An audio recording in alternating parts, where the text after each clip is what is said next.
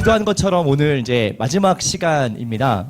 제가 사실은 조금 걱정을 했던 거는 이제 연휴가 이제 시작돼가지고 혹시 또 영향이 좀 있지 않을까 했는데 그래도 오늘 뭐 거의 다 오신 것 같아요, 그죠? 그래서 참 다행이라는 생각이 들고 여러분들의 또 열정에 또 제가 잘 부응할 수 있는 강의를 오늘도 한번 진행해 보도록 하겠습니다.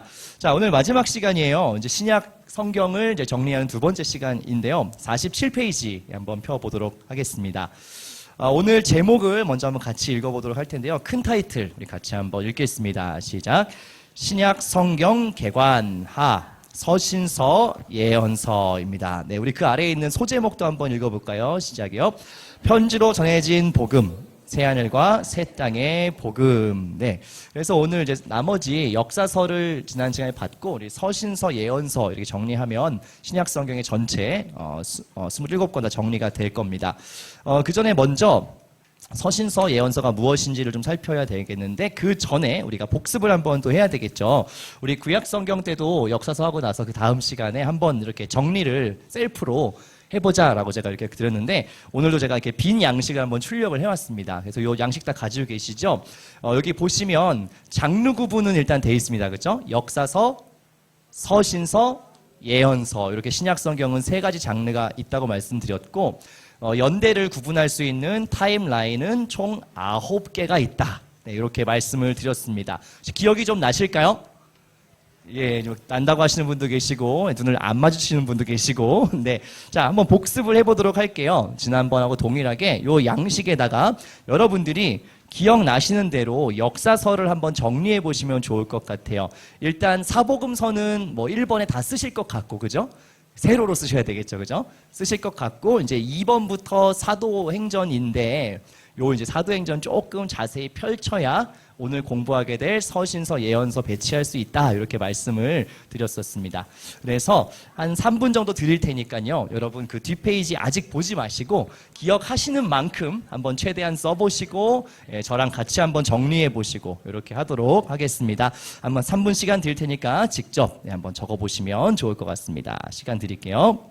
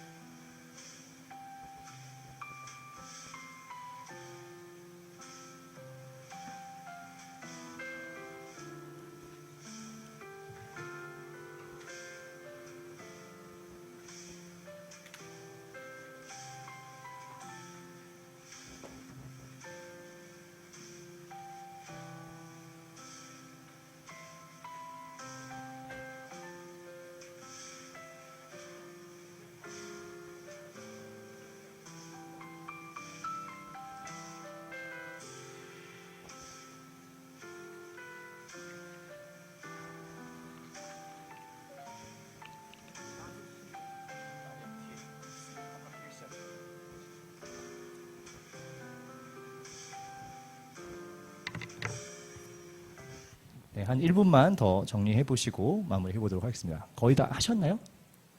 포기하셨나요? 아, 예. 아, 포기하셨나요? 그러니까 끄덕끄덕 너무 강력하게 해주셔가지고, 예. 자, 그러면은, 일단 쓰신 만큼만 이제 보시면서 한번 같이 정리를 해보도록 하겠습니다. 제가 앞에다가 일단 첫 번째 타임라인인 사복음서는 붙여놨어요. 요거는 왜 세로로 붙여야 되는지 이제 아시겠죠, 그죠? 네, 이제 이렇게 시간이 이렇게 흘러가는 게 아니라 다 같은 시대의 사건, 예수님에 대한 이야기를 다른 사람들이 각각 정리한 거기 때문에 요거 이제 첫 번째 타임라인에다가 모아놨습니다. 이제 두 번째 타임라인을 이렇게 이제 사도행전으로 넣어놨는데 말씀드린 것처럼 요걸 그냥 이렇게 하고 끝내면 사실 나머지 어떤 밑에 서신서들이나 이런 것들을 배치를 도무지 할 수가 없습니다. 그래서 사도행전을 우리가 조금 더 넓게 이제 펼친다라고 말씀을 드렸어요. 그래서 첫 번째가 어떤 내용이 있다고 했죠? 1장부터 12장까지. 네, 교회 시대. 그래서 이건 무슨 말이냐면 교회가 이제 형성되는 이야기입니다. 성령이 역사하시면서 교회 공동체가 어떻게 시작되는가 하는 이야기를 1장부터 12장까지 하고 있고요. 그리고 여기서 말하는 교회는 아직까지는 이제 유대인들 대상의 자국민들을 전도해서 형성된 유대인 그리스도인 공동체를 이제 의미하는 겁니다. 자, 근데 이제 13장부터 이제 경향이 또 새로운 경향이 시작된다고 했죠. 누가 등장하죠? 사도 바울이 등장하면서 이제 자국민뿐만 아니라 이방인들을 향한 전도의 여정이 13장부터 시작된다 말씀을 드렸어요. 그래서 여기 세 번째 타임라인에 이제 사도 바울의 이야기로 이제 좀 국면이 크게 전환이 됩니다.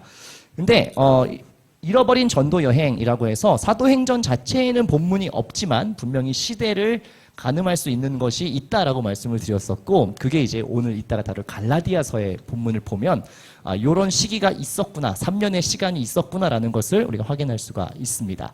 자, 다음은 이제 1차 전도 여행이 되겠습니다. 공식적으로 사도행전에 기록된 본문이 되겠죠. 요거는 사도행전 13장부터 15장까지고요. 요건 1에서 12장. 그래서 외우기가 나쁘지 않은 게 3장씩 딱 단위가 떨어져 있어요. 그래서 2차 전도 여행도 3장 돼 있습니다. 그러면 몇 장부터 몇 장까지겠죠? 네, 16장부터 18장까지 이렇게 되어 있고, 그 다음이요. 3차 전도 여행입니다. 네, 사도행전 몇 장부터 몇 장이 기록되어 있나요? 네, 또 3장 딱 단위로 되어 있죠. 여기까지는 딱 깔끔하게 좋습니다. 나머지는 19에서 21장이고요. 자, 22장부터 이제 4차 전도 여행인데, 4차는 사실상 전도 여행이다라고 보기에는 어떤 좀 특이사항이 있다고 했죠? 3차 끝날 때 어떻게 된다고요? 바울이 체포됩니다. 어디서요? 예루살렘에서 체포됩니다. 그래서 체포된 이후에 이때는 이제 다니기는 하는데 자발적으로 다닐 수 있는 건 아니었고 그냥 이제 호송당하면서 이렇게 재판받고 그런 내용들이 사도행전 끝나는 나머지 28장까지 기록되어 있다라고 말씀을 드렸어요. 그 다음에 이제 5차 전도 여행이라고 되어 있는데 사도행전은 이제 28장으로 끝났잖아요. 그죠? 그래서 요거 역시 사도행전 자체에는 기록이 없습니다. 근데 이제 이걸 어디서 또 볼 수 있냐면 오늘 같이 살필 서신서인 디모데 전후서나 뭐 베드로 전후서 요때 볼 수가 있어서 서신서로만 확인을 할 수가 있고요. 그리고 마지막 시대가 후기 사도들의 시대라고 해서 뭐 사도 요한이나 기타 이제 익명의 저자들이 마지막으로 쓴 서신들이 여기 위치합니다. 그래서 이렇게 총 9개를 썼는데 조금씩 밀렸네요. 네, 감안하고 일단 보셔도 될 것 같습니다. 자, 이렇게인데 혹시 기억이 좀 나실까요? 확실하세요? 지금 표정은 마치 새로운 강의를 지금 듣고 계시는 표정을 짓고 계셔가지고 제가 약간 당황스럽긴 하지만 괜찮습니다. 이게 아까도 한 분이 이렇게 들어오시면서 너무 강의 잘 들었습니다. 근데 여전히 좀 아리송하네요 라고 말씀하셨는데 그게 맞아요. 왜냐하면 여러분들이 이거를 딱 한 번 들으시고 머릿속에 다 입력이 되시고 모든 것들이 다 이제 성경이 파악이 됐다. 그러면 이제 저희가 조금 이제 입지가 위험해지잖아요. 그래서 여러분들 이제 보시고 또 좀 헷갈리시고 다시 보시고 이렇게 하는 반복을 좀 하시면 좋을 것 같고, 그래서 이제 자료를 잘 준비해드린 이유가 나중에 혼자서도 잘 보시면 충분히 이거 새록새록 또 기억이 나실 테니까 그렇게 하시면 좋을 것 같아요. 자, 역사서를 이렇게 정리했고 오늘 저희가 해야 될 작업은 서신서와 예언서, 나머지 요 두 장르를 저희가 정리하면 이제 신약 성경을 다 파악을 하게 되는 거죠. 자, 서신서를 먼저 알아보도록 할게요. 자, 서신서라고 하는 건 이제 장르의 이름이 서신서. 어떤 특징이 있을까요? 서신, 편지입니다. 네, 맞습니다. 편지 글 형식을 갖고 있는 이제 모든 문서들을 말합니다. 구약은 이 자리에 뭐가 있었죠? 네, 시가서, 뭐 체험서라고도 했던 사람이 하나님을 경험했던 뭐 이런 것들을 저희가 구약에선 다뤘었는데 똑같은 그 자리에 서신서라고 하는 것이 있어요. 그래서 서신서는 뭐냐면 복음을 전하는 과정, 여기 뭐 유대인들을 대상으로 하든 이방인들을 대상으로 하든 이 모든 과정에서 이제 편지글을 써가지고 어떤 복음을 소개하고 또 교회를 문안하고 이런 것들을 위에서 쓰여진 모든 편지 글이 서신서입니다. 자, 그럼 이렇게 한번 질문을 해볼게요. 왜 서신서가 필요했을까요? 요걸 아는 게 중요해요. 왜 편지를 썼어야 했을까요? 한번 상상해 보시겠어요? 그 당시 초대 기독교인들에게 뭘 전하는 수단으로서 편지가 왜 필요했을까요? 일단 간단하게 생각해 보세요. 일단 이런 게 있어요, 없어요? 없죠. 그 당시에 소식을 전할 수 있는 가장 유일하고 효과적인 수단이 편지였습니다. 두 가지 정도밖에 없는 거예요. 직접 가거나 아니면 글을 써서 보내거나 이 두 가지밖에 선택지가 없습니다. 근데 이제 그럼 서신서, 편지는 언제 쓰게 되겠어요? 직접 갈 수 없을 때, 그쵸? 내 몸이 직접 거기 갈 수는 없고 빨리 뭔가를 전해야 될 때, 그럴 때 이제 편지 글을 써서 보낸 겁니다. 즉, 이 모든 서신서들은 어떤 목적을 갖고 쓰여졌냐면 지금 당장 뭐 사도 바울이든 베드로든 누군가가 거기 교회 혹은 그 지역에 당장 갈 수가 없는 거예요. 근데 뭔가 시급하게 다뤄야 될 문제들이 있는 거죠. 그러니까 그러면 글을 써서 이걸 보내주면 이 사람들이 읽고 혹은 회람한다고 하죠. 돌려서 읽고 그 지역에 있는 교회들이 같이 읽고 아 이런 것을 지금 우리한테 말해주고 있구나 라는 것을 알게 하기 위해서 썼습니다. 그리고 대부분의 서신서들은요. 수신자, 받는 사람이 보통 교회들입니다. 간간히 사람인 경우도 있어요. 빌레몬서 같은 것들. 근데 대부분 다 신앙의 공동체, 어떤 교회에 주어졌습니다. 그래서 서신서의 모든 이름들은 대부분 교회나 지명이에요. 그 지역에 있는 교회 혹은 특정한 어떤 교회들의 준 서신이라고 할 수가 있겠고 사도 바울이 압도적으로 많이 썼고요. 그 외에 뭐 베드로나 뭐 요한이 쓴 서신들도 일부 있습니다. 자, 다음은 예언서의 개념인데요. 예언서의 개념은 여러분 구약에서 다루는 그것과 아주 똑같습니다. 예언이라고 하는 게 뭡니까? 장차 있을 일을 미리 보고 전하는 것이 예언이죠. 누가 보여주는 거예요? 하나님께서 보여주는 것. 그래서 신약에서는 유일하게 딱 한 건 있습니다. 요한계시록 한 것만 있어요. 사도 요한이 반모섬이라고 하는 곳에 이제 유배돼서 이 사람도 이제 신앙의 박해 때문에 그 이제 무인도에 유배돼 있을 때 하나님께서 예언을 환상을 보여주시고 그것을 잘 기록해서 이제 다른 교회들 주변의 후대들한테 알리기 위해 기록해 놓은 것이 예언서가 되겠습니다. 그래서 신약은 되게 간편해요. 한 권밖에 없어요. 구약은 거꾸로 예언서가 제일 많죠, 그죠? 네, 그래서 신약은 오히려 심플하다. 요한계시록 한 권만 알면 된다. 하지만 요한계시록 자체가 만만치 않다. 그래서 오늘 제가 이따가 두 번째 시간에 요한계시록도 아주 깔끔하게 잘 정리를 해드리도록 하겠습니다. 자, 그럼 서신서를 한번 배치를 시작해 보도록 하겠는데요. 51페이지 상단에 보시면 서신서는 총 21권이 있습니다. 한번 계산해 볼까요? 왜 21권인지. 신약성경 총 몇 권이죠? 27권. 중에 역사서 몇 권 빠졌나요?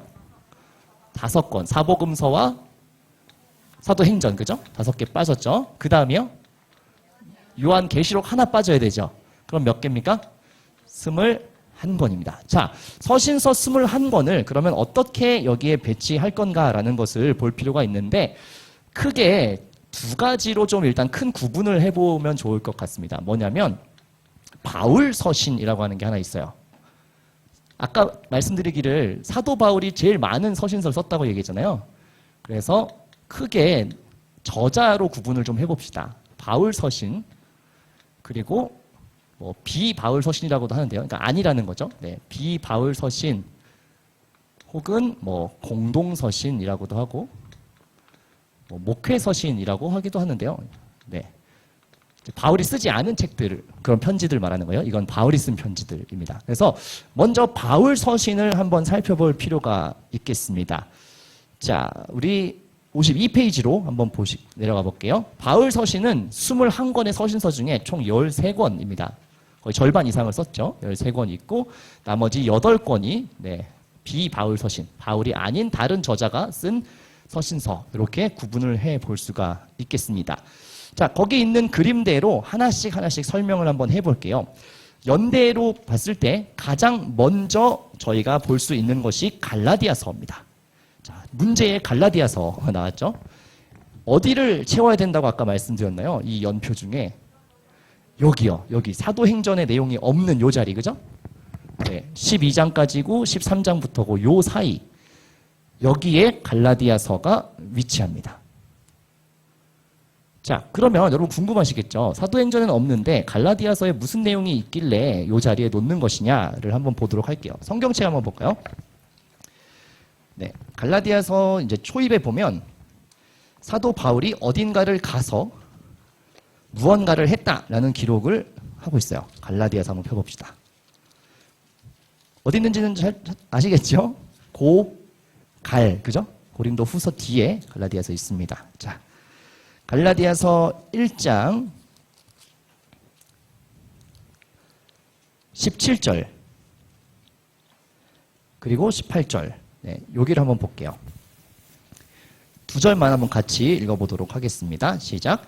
또 나보다 먼저 사도된 자들을 만나려고 예루살렘으로 가지 아니하고 아라비아로 갔다가 다시 다메섹으로 돌아갔노라.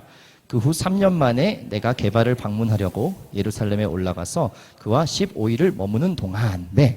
자, 보시면 먼저 사도된 자들이 누군가요? 지난 시간에 말씀드렸던 사도는 누구라고요? 예수님과 함께 있었던 12 제자들이요. 그죠? 먼저 사도된 이 사람들, 제자들을 만나려고 예루살렘으로 가지 아니하고, 그죠? 어디로 갔다고 써있나요? 아라비아로 갔다가 다시 그 다메섹 지역으로 갔다. 이렇게 이야기를 해요. 그리고 나서 18절에 이렇게 써있죠. 얼마 만에요?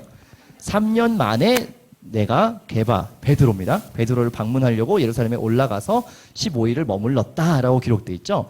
그러니까 여기가 그 3년의 시간이 있는 거예요. 어디에서 머물렀던 시간이요? 아라비아에서 머물렀던. 물론 이제 아라비아라고 하는 단어에는 여러 학자들의 추측이 있긴 합니다만 대부분 이제 그 북부 이집트나 이런 시리아 이쪽에 복음을 전하러 갔을 것이다라고 많은 사람들이 추측해요. 그래서 요 갈라디아서가 있는 요 3년 만의 시간을 여기가 이제 사도행전에는 기록이 없지만 사도 바울이 어쨌든 전도를 했던 사역을 했던 시간으로 대부분 봅니다. 그래서 요거를 이렇게 하나 남겨놓고요.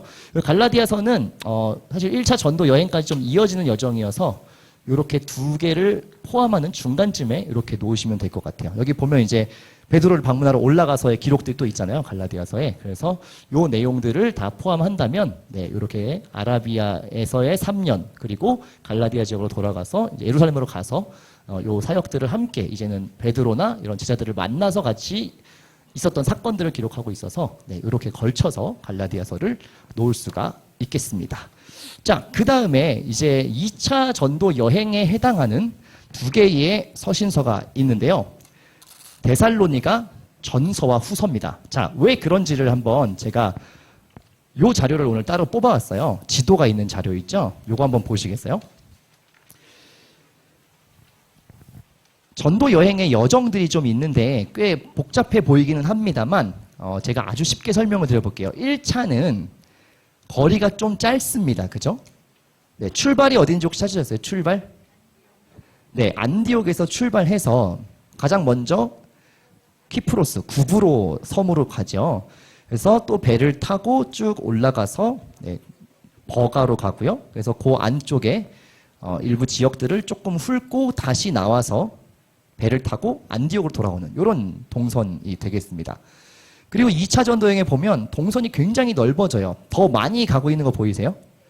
그리스 지역까지도 막 올라가는 것들을 볼 수 있죠. 그래서 역시 안디옥에서 출발해서 내륙으로 향해서 막 가죠.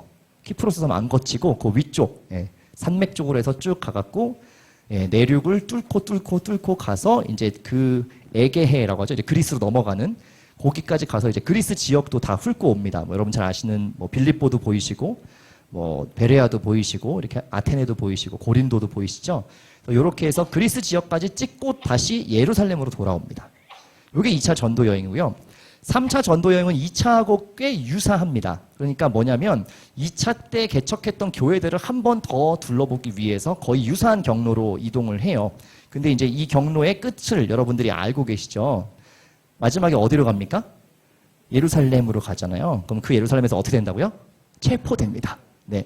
그래서 4차 전도 여행이라고 돼 있지만 가로치고 써놨죠. 로마로 이제 호송되는 과정이다. 그래서 보시면 가장 멀리 가고 있어요. 그죠? 네, 가장 멀리 어디까지 가요? 결국 이탈리아, 로마까지 갑니다. 근데 문제는 이게 무슨 신분으로 간다고요? 네, 미결수, 이제 혐의가 있어서 재판받으러 가는 걸로 갑니다. 물론 그 와중에 바울은 계속 전도를 하고 만나는 사람마다 복음을 전하죠. 그래서 이 전도 여행의 여정에 맞춰서 그때 개척한 교회들을 이제 맞춰서 넣으면 돼요. 그래서 데살로니가 전후서는 2차 전도 여행의 여정 때 사도 바울이 개척한 교회입니다. 그래서 2차 전도 여행의 타임라인에 맞춰서 이렇게 데살로니가 전서와 후서를 배치할 수가 있습니다. 각각의 이 서신서들은 그 교회에 주는 거라고 말씀드렸잖아요. 데살로니가라고 하는 지역에 있는 교회들에 준 건데 그 교회에 무슨 문제가 있으니까 이걸 보냈겠죠. 급히. 목까지만 빨리 써서 보낼 필요가 있었다. 뭐였냐면 데살로니가 교회는 종말론에 대한 문제가 좀 있었어요. 종말론. 예수님이 곧 오신다라는 믿음이 대부분 그 당시 사람들에게 있었어요. 그러다 보니까 어떻게 하냐면 일을 안 하는 거예요. 일을 안 해. 안 해도 되잖아요. 그죠? 곧 오실 거니까. 어차피 이제 뭐 이 세상은 다 이제 뭐 심판을 할 거고 이런 믿음이 있었기 때문에 그 당시 사람들이 일을 안 하고 오히려 막 교회에 다른 사람들 거를 다 축내고 근데 자기는 일을 안 하고 주님 곧 오신다고 막 믿으니까요. 그런 사람들이 너무 많아져서 사도 바울이 이 바른 종말에 대한 견해를 좀 심어주기 위해서 썼던 게 데살로니가 전서고요. 데살로니가 후서는 어떤 내용을 갖고 있냐면 그 당시에 한 장 넘겨볼게요. 전후서가 다 같은 내용인데 종말론의 문제 때문에 데살로니가 교회에 이렇게 권면을 하게 되고요. 다음 이제 3차 전도 여행 때 개척한 교회가 고린도 지역입니다. 대표적으로 고린도 교회. 그리고 로마서인데 자 여러분 잘 보셔야 될 게 로마서를 여기 붙이는 게 자연스러운가요? 안 자연스러운가요? 방문을 했을까요? 안 했을까요? 로마. 했어요? 안 했어요? 언제 처음 갈 수 있다고 했죠? 4차 때. 그것도 혐의가 있어서 재판받으러 그때 가잖아요. 아직 안 갔잖아요. 1, 2, 3차 때는. 근데 로마서가 왜 기록되었느냐 하면 신기한 일인데 일단 고린도 전후서는 이때 개척한 교회가 맞고요.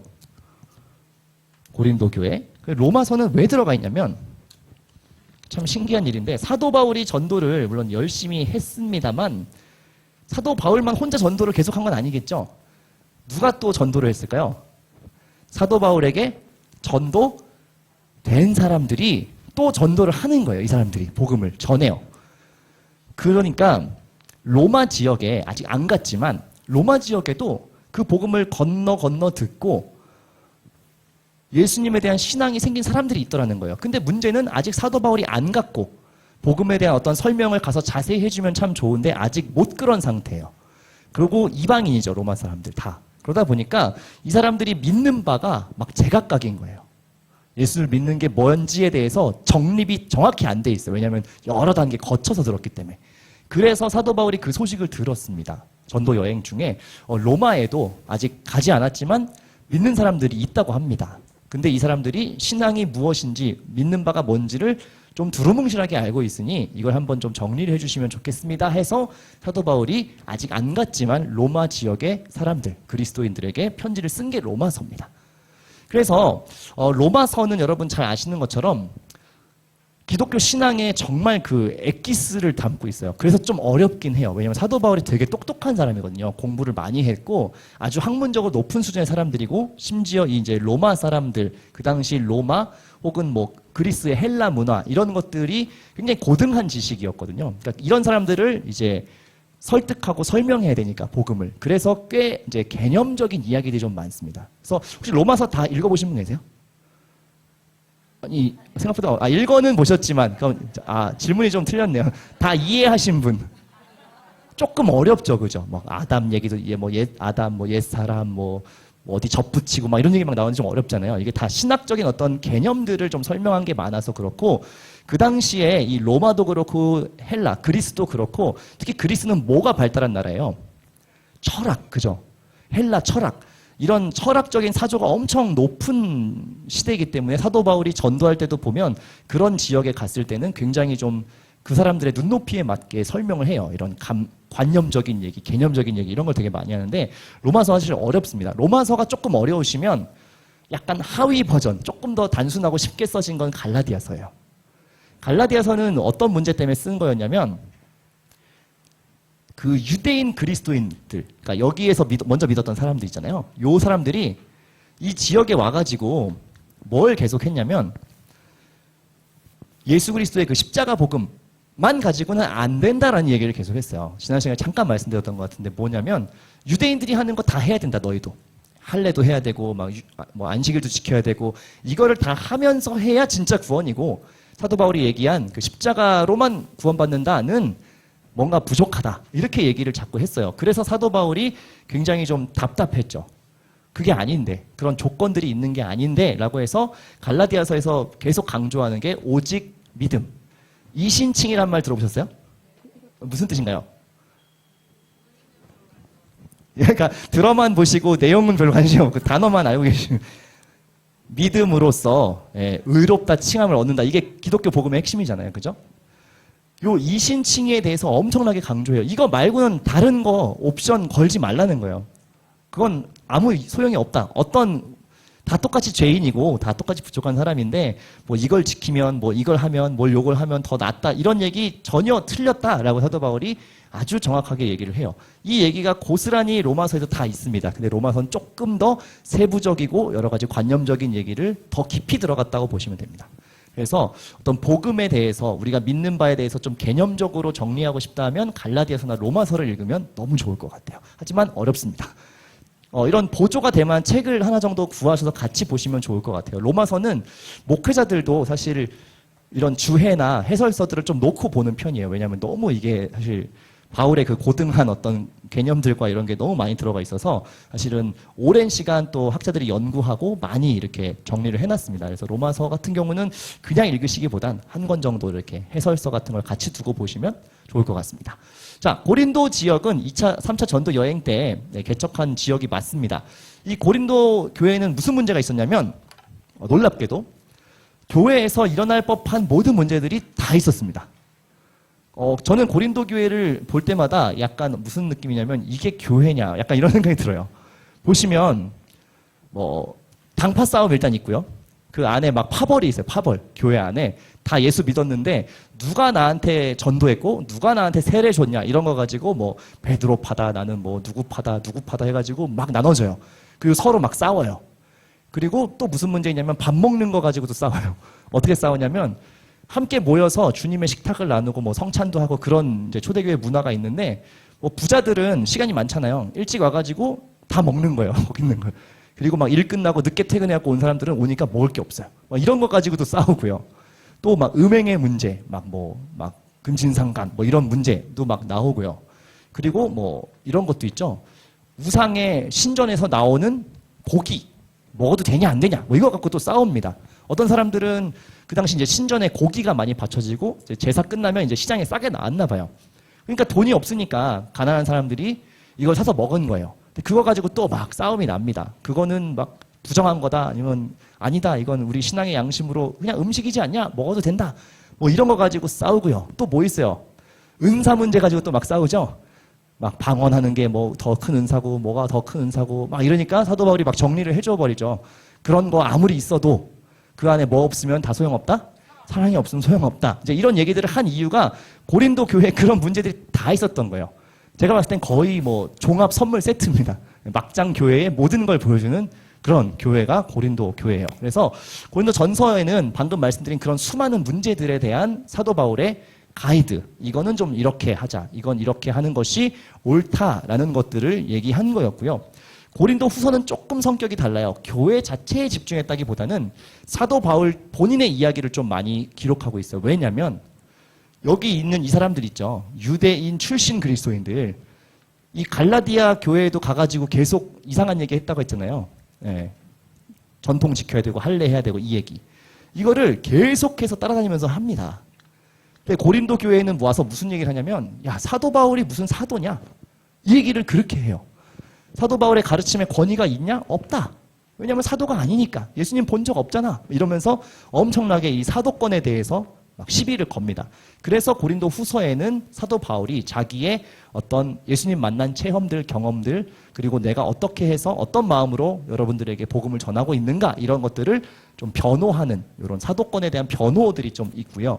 그리고 하나 또 중요한 거는 이게 참 저는 되게 은혜로운 장면이라고 생각이 드는데 이 사람들이 와가지고 유대인 그리스도인들 와가지고 계속 이 이방인 그리스도인들한테 어떻게 보면 막 회방을 놓잖아요. 사도 바울 전도 못하게 하고 이미 믿은 사람들 다 막 흐트러뜨려 놓고. 근데 사도 바울이 거기서 뭐라고 얘기하냐면 예루살렘 교회에 유대인 그리스도인들이 있는 이 교회도 상황이 어렵고 딱하니 우리가 연보를 모아서 보내주자라고 얘기해요. 되게 놀랍지 않으세요? 보통 우리 같으면 어떻게 해요? 이것들을 잡아가지고 비틀어버릴까 막 이런 생각을 하잖아요. 사도 바울이 뭐라고 하냐면 우리가 은혜를 입었으니 같은 몸된 교회로서 여기에 연보를 보내는 것이 좋겠다라고 해요. 이게 복음을 받아들인 사람들의 어떤 가치관이에요. 원수를 갚지 않습니다. 오히려 이 어려운 상황을 연보를 모아가지고 보내달라고 요청을 합니다. 그리고 실제로 고린도 교회가 그 일을 행하죠. 이것을 통해서 이런 어떤 막힌 담들 이런 것들이 허물어지고요. 그러니까 사도 바울은 알았던 거예요. 이미 여기서 얘기하잖아요. 모든 사람이 예수 그리스도 앞에 동등하다. 차별이 없다. 이거를 실제로 역으로 수행을 해버립니다. 원수된 자들에게 오히려 연보를 보내고 도와주고 마음을 나누면서 이 교회의 하나됨을 위해서 엄청나게 애썼어요. 사도 바울이. 그런 내용들이 고린도 후서에 기록이 되어 있습니다. 자, 4차 전도 여행은 여러분들이 아마 이런 말씀 들어보셨을 거예요. 옥중서신. 4권의 책인데 어떤 건지 혹시 기억하세요? 에베소서, 빌립보서, 골로새서, 빌레몬서. 이렇게 해서 옥중서신이라고 별명이 붙어 있는데 제가 지난 시간에 말씀드린 것처럼 이 옥중이라고는 하지만 이게 완벽하게 체포되어 있는 게 아니라고 말씀드렸죠. 그죠? 그래서 저는 이 옥중서신이라고 하는 말이 약간의 혼선을 줄 수 있는 부분이 있긴 한 것 같아요. 물론 이제 개념상 어떤 상황이다라는 건 여러분 아시지만 저도 어릴 때 그냥 옥중서신 그러니까 체포된 줄 알았어요. 근데 성경을 자세히 보니까 아직 체포되진 않았고 미결수인데 이제 재판을 기다리고 있는 가택연금 상태였다라고 보시는 게 좀 더 정확합니다. 자, 4권의 서신서가 있어요. 에베소서, 빌립보서, 골로새서, 빌레몬서 이렇게 있는데 자, 요 4권의 서신서 중에 요 3개, 위에 3개는 교회나 지역에 보낸 서신서가 맞고요.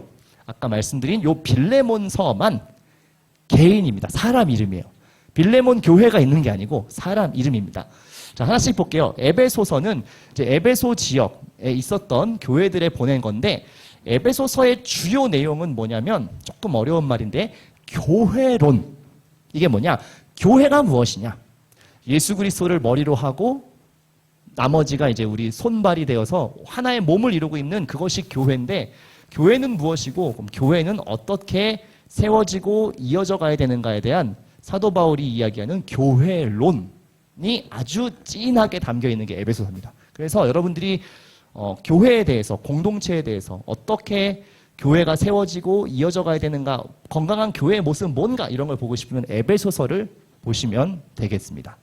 다음은 빌립보서는 빌립보 지역에 있는 교회들을 향해 쓴 편지인데 빌립보서에서 여러분 제일 기억에 남는 구절 하나 있지 않으세요? 여러분 되게 잘 알고 계신 유명한 구절입니다.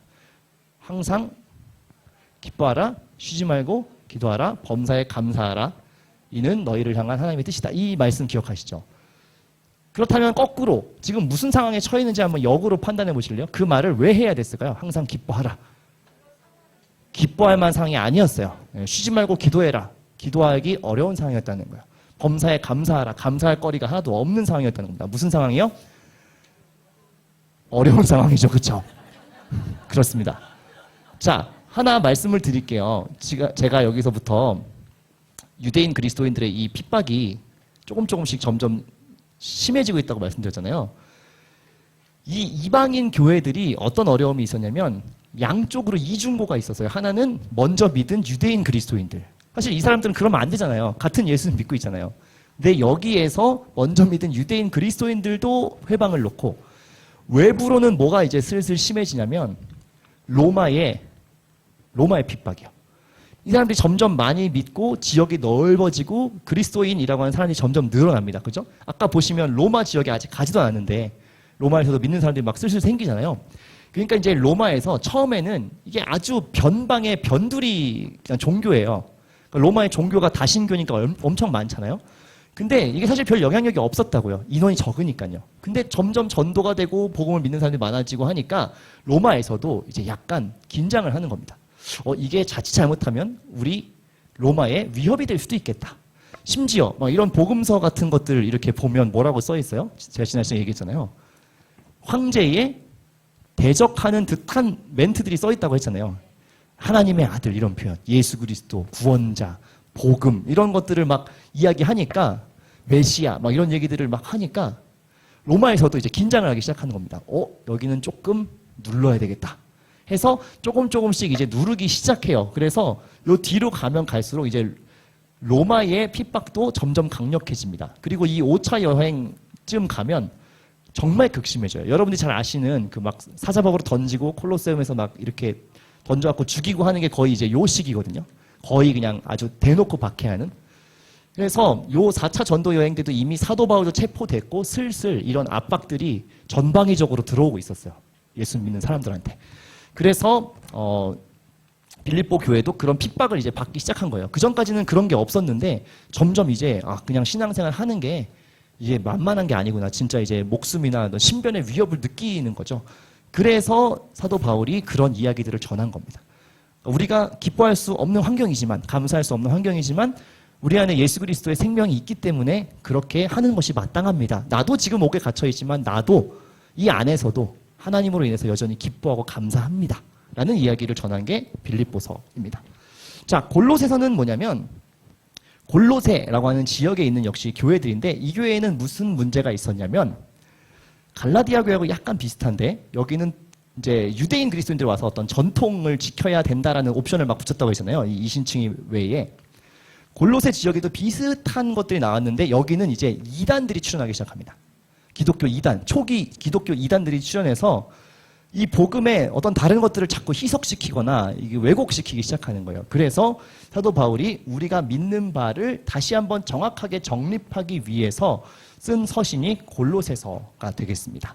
그래서 그런 내용들을 특징으로 보실 수 있고 빌레몬서가 좀 독특한 책이라고 말씀드렸잖아요. 빌레몬은 누구냐면은 이 골로새 교회에 있던 한 성도예요. 네, 성도인데 무슨 에피소드가 있었냐면 그 빌레몬의 종이 한 명 있었다. 종. 그 당시 노예제가 있었을 때이기 때문에 그러니까 이제 예수 그리스도를 믿긴 했는데 아직 그 당시에 문화는 이제 노예를 허용하는 문화니까 자기한테 노예가 있었던 거예요. 예수 믿는 사람인데 근데 이 종이 도망가요. 너무 힘들어가지고 도망가갖고 누구한테 가냐면 사도 바울을 찾아와요. 너무 힘들어갖고 탈출했습니다.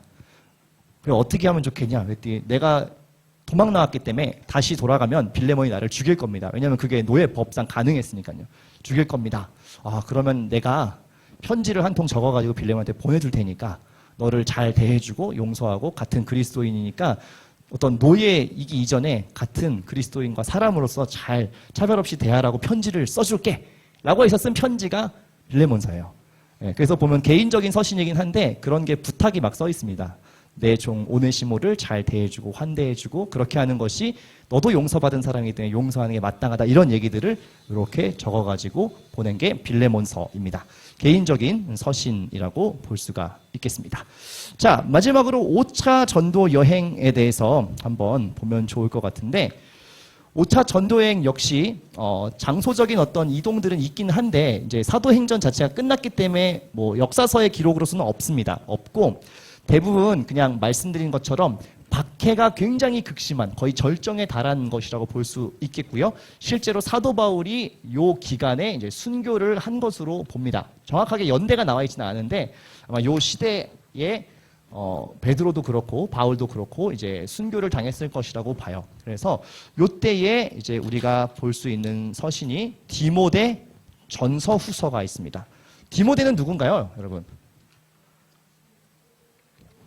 네? 지금 굉장히 조그맣게 소리가 들리는데 디모데는 누구냐면 에베소 교회의 리더예요. 사도 바울이 세워놓은 이 이렇게 전도하고 교회를 세운 다음에 디모데라고 하는 사람을 어떤 자기의 역할을 할 수 있는 자기는 계속 다녀야 되잖아요. 순회 전도자니까 리더를 이제 상주할 수 있는 리더를 세운 사람이 디모데입니다. 디모데의 특징은 비교적 연소한 젊은 사람이고 그러다 보니까 뭐가 문제냐면 권위를 세워주지 않는 거예요. 교회에서. 그냥 너무 어리고 젊으니까 사도 바울이 올 때는 막 와 사도 바울 막 이랬다가 디모데가 이제 목회를 하고 돌보려고 하니까 에이 디모데 약간 이런 거예요. 그래가지고 이제 사도 바울이 편지를 씁니다. 그래서 디모데에게도 쓰고 이렇게 얘기해요. 너의 어떤 연소함을 업신여기지 않도록 뭐 잘하고 또 좀 아팠던 것 같아요. 이 사람이 그래갖고 뭐 너의 잦은 배탈을 위해서는 뭐 포도주를 약으로 좀 쓰고 뭐 이렇게 굉장히 다정다감하고 디테일하게 써 있는데 그러니까 뭐냐면 목회를 함에 있어서 이 공동체를 돌보는 거에 있어서 필요한 많은 것들을 사도 바울이 되게 자상하고 소상하게 써서 보내줘요. 그러면 한번 여기까지 추측이 되시면 되게 예리한 감각인데 그거를 왜 이렇게 자세하게 인수인계처럼 썼을까요? 사도 바울이. 네? 죽여버리시는 건가요? 사도 바울을? 아, 맞습니다. 맞아요. 여러분 잘 아시는 그래서 그 디모데 후서 전서죠 6장에 보면 나의 갈 길 다 있잖아요. 그 얘기를 쓴 이유가 이제 곧 죽을 거다는 걸 자기가 알고 있었기 때문에 그래요. 그래서 인수인계를 위해서 디모데한테 여러 가지 목회적인 조언들을 쭉 쓰고요. 그리고 끝까지 이 복음을 믿고 지켜가라라는 이야기를 굉장히 강조합니다. 그리고 같은 시대에 또 이제 디도서라고 하는 것이 또 있는데 디도는 누군지 아세요? 디도. 아, 예. 거기에 그렇게 써 있죠. 그죠? 디도는 그레데 교회, 혹시 아까 기억나세요? 지도에서 밑에 크레타 섬이라고 조그맣게 있었던 그 지역의 교회 지도자예요. 그 당시에 세워놨던. 이 사람에게도 디모데에게 보냈던 것과 동일하게 어떤 목회적인 권면, 이렇게 교회를 잘 돌보고 사람들을 끝까지 잘 섬기고 이런 얘기들을 썼습니다. 그래서 요 세 권의 서신서는 사도 바울이 본능적으로 이제 자기가 죽게 될 거라는 것들을 이제 인지하고 그것을 이제 인수인계하기 위해서 이런 젊은 교회 지도자들에게 보내는 편지라고 보시면 되겠습니다. 자, 이렇게 해서 바울의 모든 서신을 잘 정리했어요. 한번 세볼까요? 하나, 둘, 셋, 넷, 다섯, 여섯, 일곱, 여덟, 아홉, 열, 열하나, 열둘, 13권. 맞죠? 이게 이제 바울이 쓴 서신들입니다. 바울 서신이 되겠고요. 자, 그러면 나머지 8권 남아있죠. 그죠? 8권을 한번 빠르게 정리해 보도록 할게요. 첫 번째는 시대적으로 제일 앞선 것은 야고보서입니다. 야고보. 야고보 누군가요? 예수님의 형제 야고보. 자, 야고보서는 여기에 같이 붙이면 돼요. 이렇게 보시면 될 것 같습니다. 갈라디아서가 이제 이방인들 대상으로 복음이 무엇인가에 대해서 이렇게 얘기를 했다면 야고보서는 요 유대인 그리스도인들이요. 먼저 믿었던 이 자국민들 대상으로 쓰여진 어떤 복음과 삶에 대한 해석이라고 볼 수가 있겠습니다. 그래서 야고보서는 좀 유대적인 성향이 되게 강해요. 그래서 여러분 야고보서에 보시면 이런 표현 되게 많습니다. 행하지 않으면 믿음이 아니다 라는 얘기가 막 써 있어요. 근데 요거를 여러분 조금 조심해야 되는 게 그러니까 성경을 이렇게 두루 봐야 되는 이유가 뭐냐면 야고보서만 놓고 보면요. 이런 느낌도 듭니다. 심지어 행위로 구원을 얻어내는 것처럼 마치 보여요. 왜냐면 야고보가 엄청 강조하거든요. 그 얘기 아시죠? 뭐 어떤 사람이 배고파 하는데 아이고 너 배고프겠다 라고 말하면 그게 무슨 믿음이냐. 옷이 없어갖고 막 추워하는 사람한테 야 너 춥겠다 하고 옷을 안 주면 그게 믿음이냐 이런 얘기를 막 써놔요. 그러다 보니까 야고보서를 잘못 오독하면 행위를 해야 믿음이고 그래야 구원을 얻는구나라고 행위 구원론으로 빠질 수가 있는데 그것은 잘못된 것입니다. 야고보가 이렇게 강조를 한 이유는 뭐냐면 이 사람들이 유대인들이기 때문에 그래요. 대상이. 그러니까 유대인들은 기본적으로 율법에서부터 어떤 것들을 지키는 것에 익숙한 감각을 갖고 있죠. 그러다 보니까 이 복음과 믿음에 대해서 이 행함에 대한 부분을 강조하지 않을 수가 없었던 겁니다. 그러니까 사실은 이게 순서가 있는 게 아니고 하나란 이야기예요. 그 믿음이 있는 사람은 이 삶도 산다는 거예요. 통합되어 있다는 얘기를 하기 위해서 강조한 것이고, 특별히 그 당시에 사람들이 이런 삶으로 살아가는 어떤 믿음을 보이는 거에 되게 취약했기 때문에 일부러 더 그런 부분을 강조하기 위해 썼습니다. 그래서 여러분 오해하시지 말 것은 이게 행위 구원을 이야기하는 것이 아니다. 오히려 구원받은 사람의 삶이 마땅히 어떠해야 하는가라는 것을 이야기하고 있다는 것을 여러분 기억하시면 좋을 것 같습니다. 자, 그 다음은요. 쭉 뛰어넘어서 요 5차 전도 여행, 요 시기의 특징 뭐라고요? 박해, 그죠?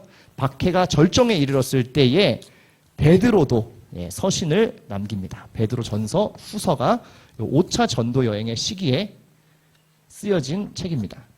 자, 한번 추측해 보세요. 베드로 전후서 내용이 그럼 어떤 게 들어있을까요? 일단 대상은 누구가 되겠습니까? 이방인들일까요? 유대인들일까요? 이방인입니까? 네? 이방인일까요? 유대인들일까요? 자, 말씀드렸죠. 유대인 전도와 이방인 전도 크게 두 가지라고. 유대인 전도는 누가 했다고요? 베드로와 뭐 야고보 이런 사람들이요. 사도들 우리가 알고 있는. 그리고 이방인 전도가 사도 바울이 메인이잖아요. 그러면 요 베드로 전후서는 누구한테 썼겠어요? 베드로가 썼으니까? 유대인들이요. 예, 유대인들. 예, 자국민들도 같이 여기 어쨌든 그리스도인이라는 공통부모 때문에 똑같이 핍박을 많이 받았습니다. 그래서 이 사람들도 자꾸 배교를 하거나 이제 신앙생활 못 해먹겠다. 그만해야겠다. 그리스도인이라고 안 말해야지. 이거를 이제 하니까 베드로가 그 배교 같은 것들을 하지 말고 끝까지 지켜라라고 얘기를 해요. 그래서 베드로전서에 여러분 잘 아시는 말씀 중에 그런 거 있잖아요. 불로 태워도 태워지지 않는 어떤 정금 같은 것, 막 이렇게 얘기하잖아요. 그게 이 믿음이라는 거예요. 불시험이 오고 막 연단하고 막 단련해도 소멸되지 않고 남아있는 그 순전한 그 믿음을 가져라라는 얘기를 막 하잖아요. 그래서 베드로 전후서의 내용 역시 유대인 그리스도인들의 배교나 돌아섬, 신앙을 버리는 이런 것들을 권면하고 끝까지 믿음을 지켜라라는 이야기를 하기 위해서 썼습니다. 자, 이제 거의 끝이 보이는데요. 마지막으로 이제 여기 아직 하나도 다루지 않았던 후기 사도 시대. 네, 바울도 죽고 베드로도 죽은 이후에 아직 생존해 있는, 하지만 여전히 핍박의 강도는 계속해서 존재하고 있었던 그 마지막 시대를 우리가 볼 수 있는데, 여기에 대표적인 후기 사도는 요한입니다. 네, 사도 요한이요. 그래서 요한 1, 2, 3서를 이렇게 하나로 같은 시대에 묶을 수가 있겠고요. 그 다음에 유다서도 그 시기에 쓰여졌고, 히브리서도 그 시대에 쓰여졌습니다.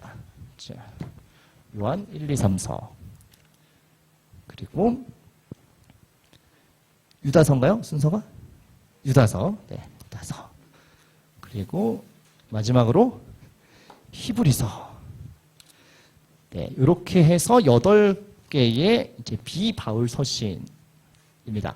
요한 1, 2, 3서는 그 당시에 어떤 이단들, 네, 또 계속해서 이제 있었거든요. 이 골로새 때도 있었지만, 이단들, 그러니까 이게 그 당시에 초대 교회가 너무너무 힘들 수밖에 없는 게, 동족들이 괴롭히죠.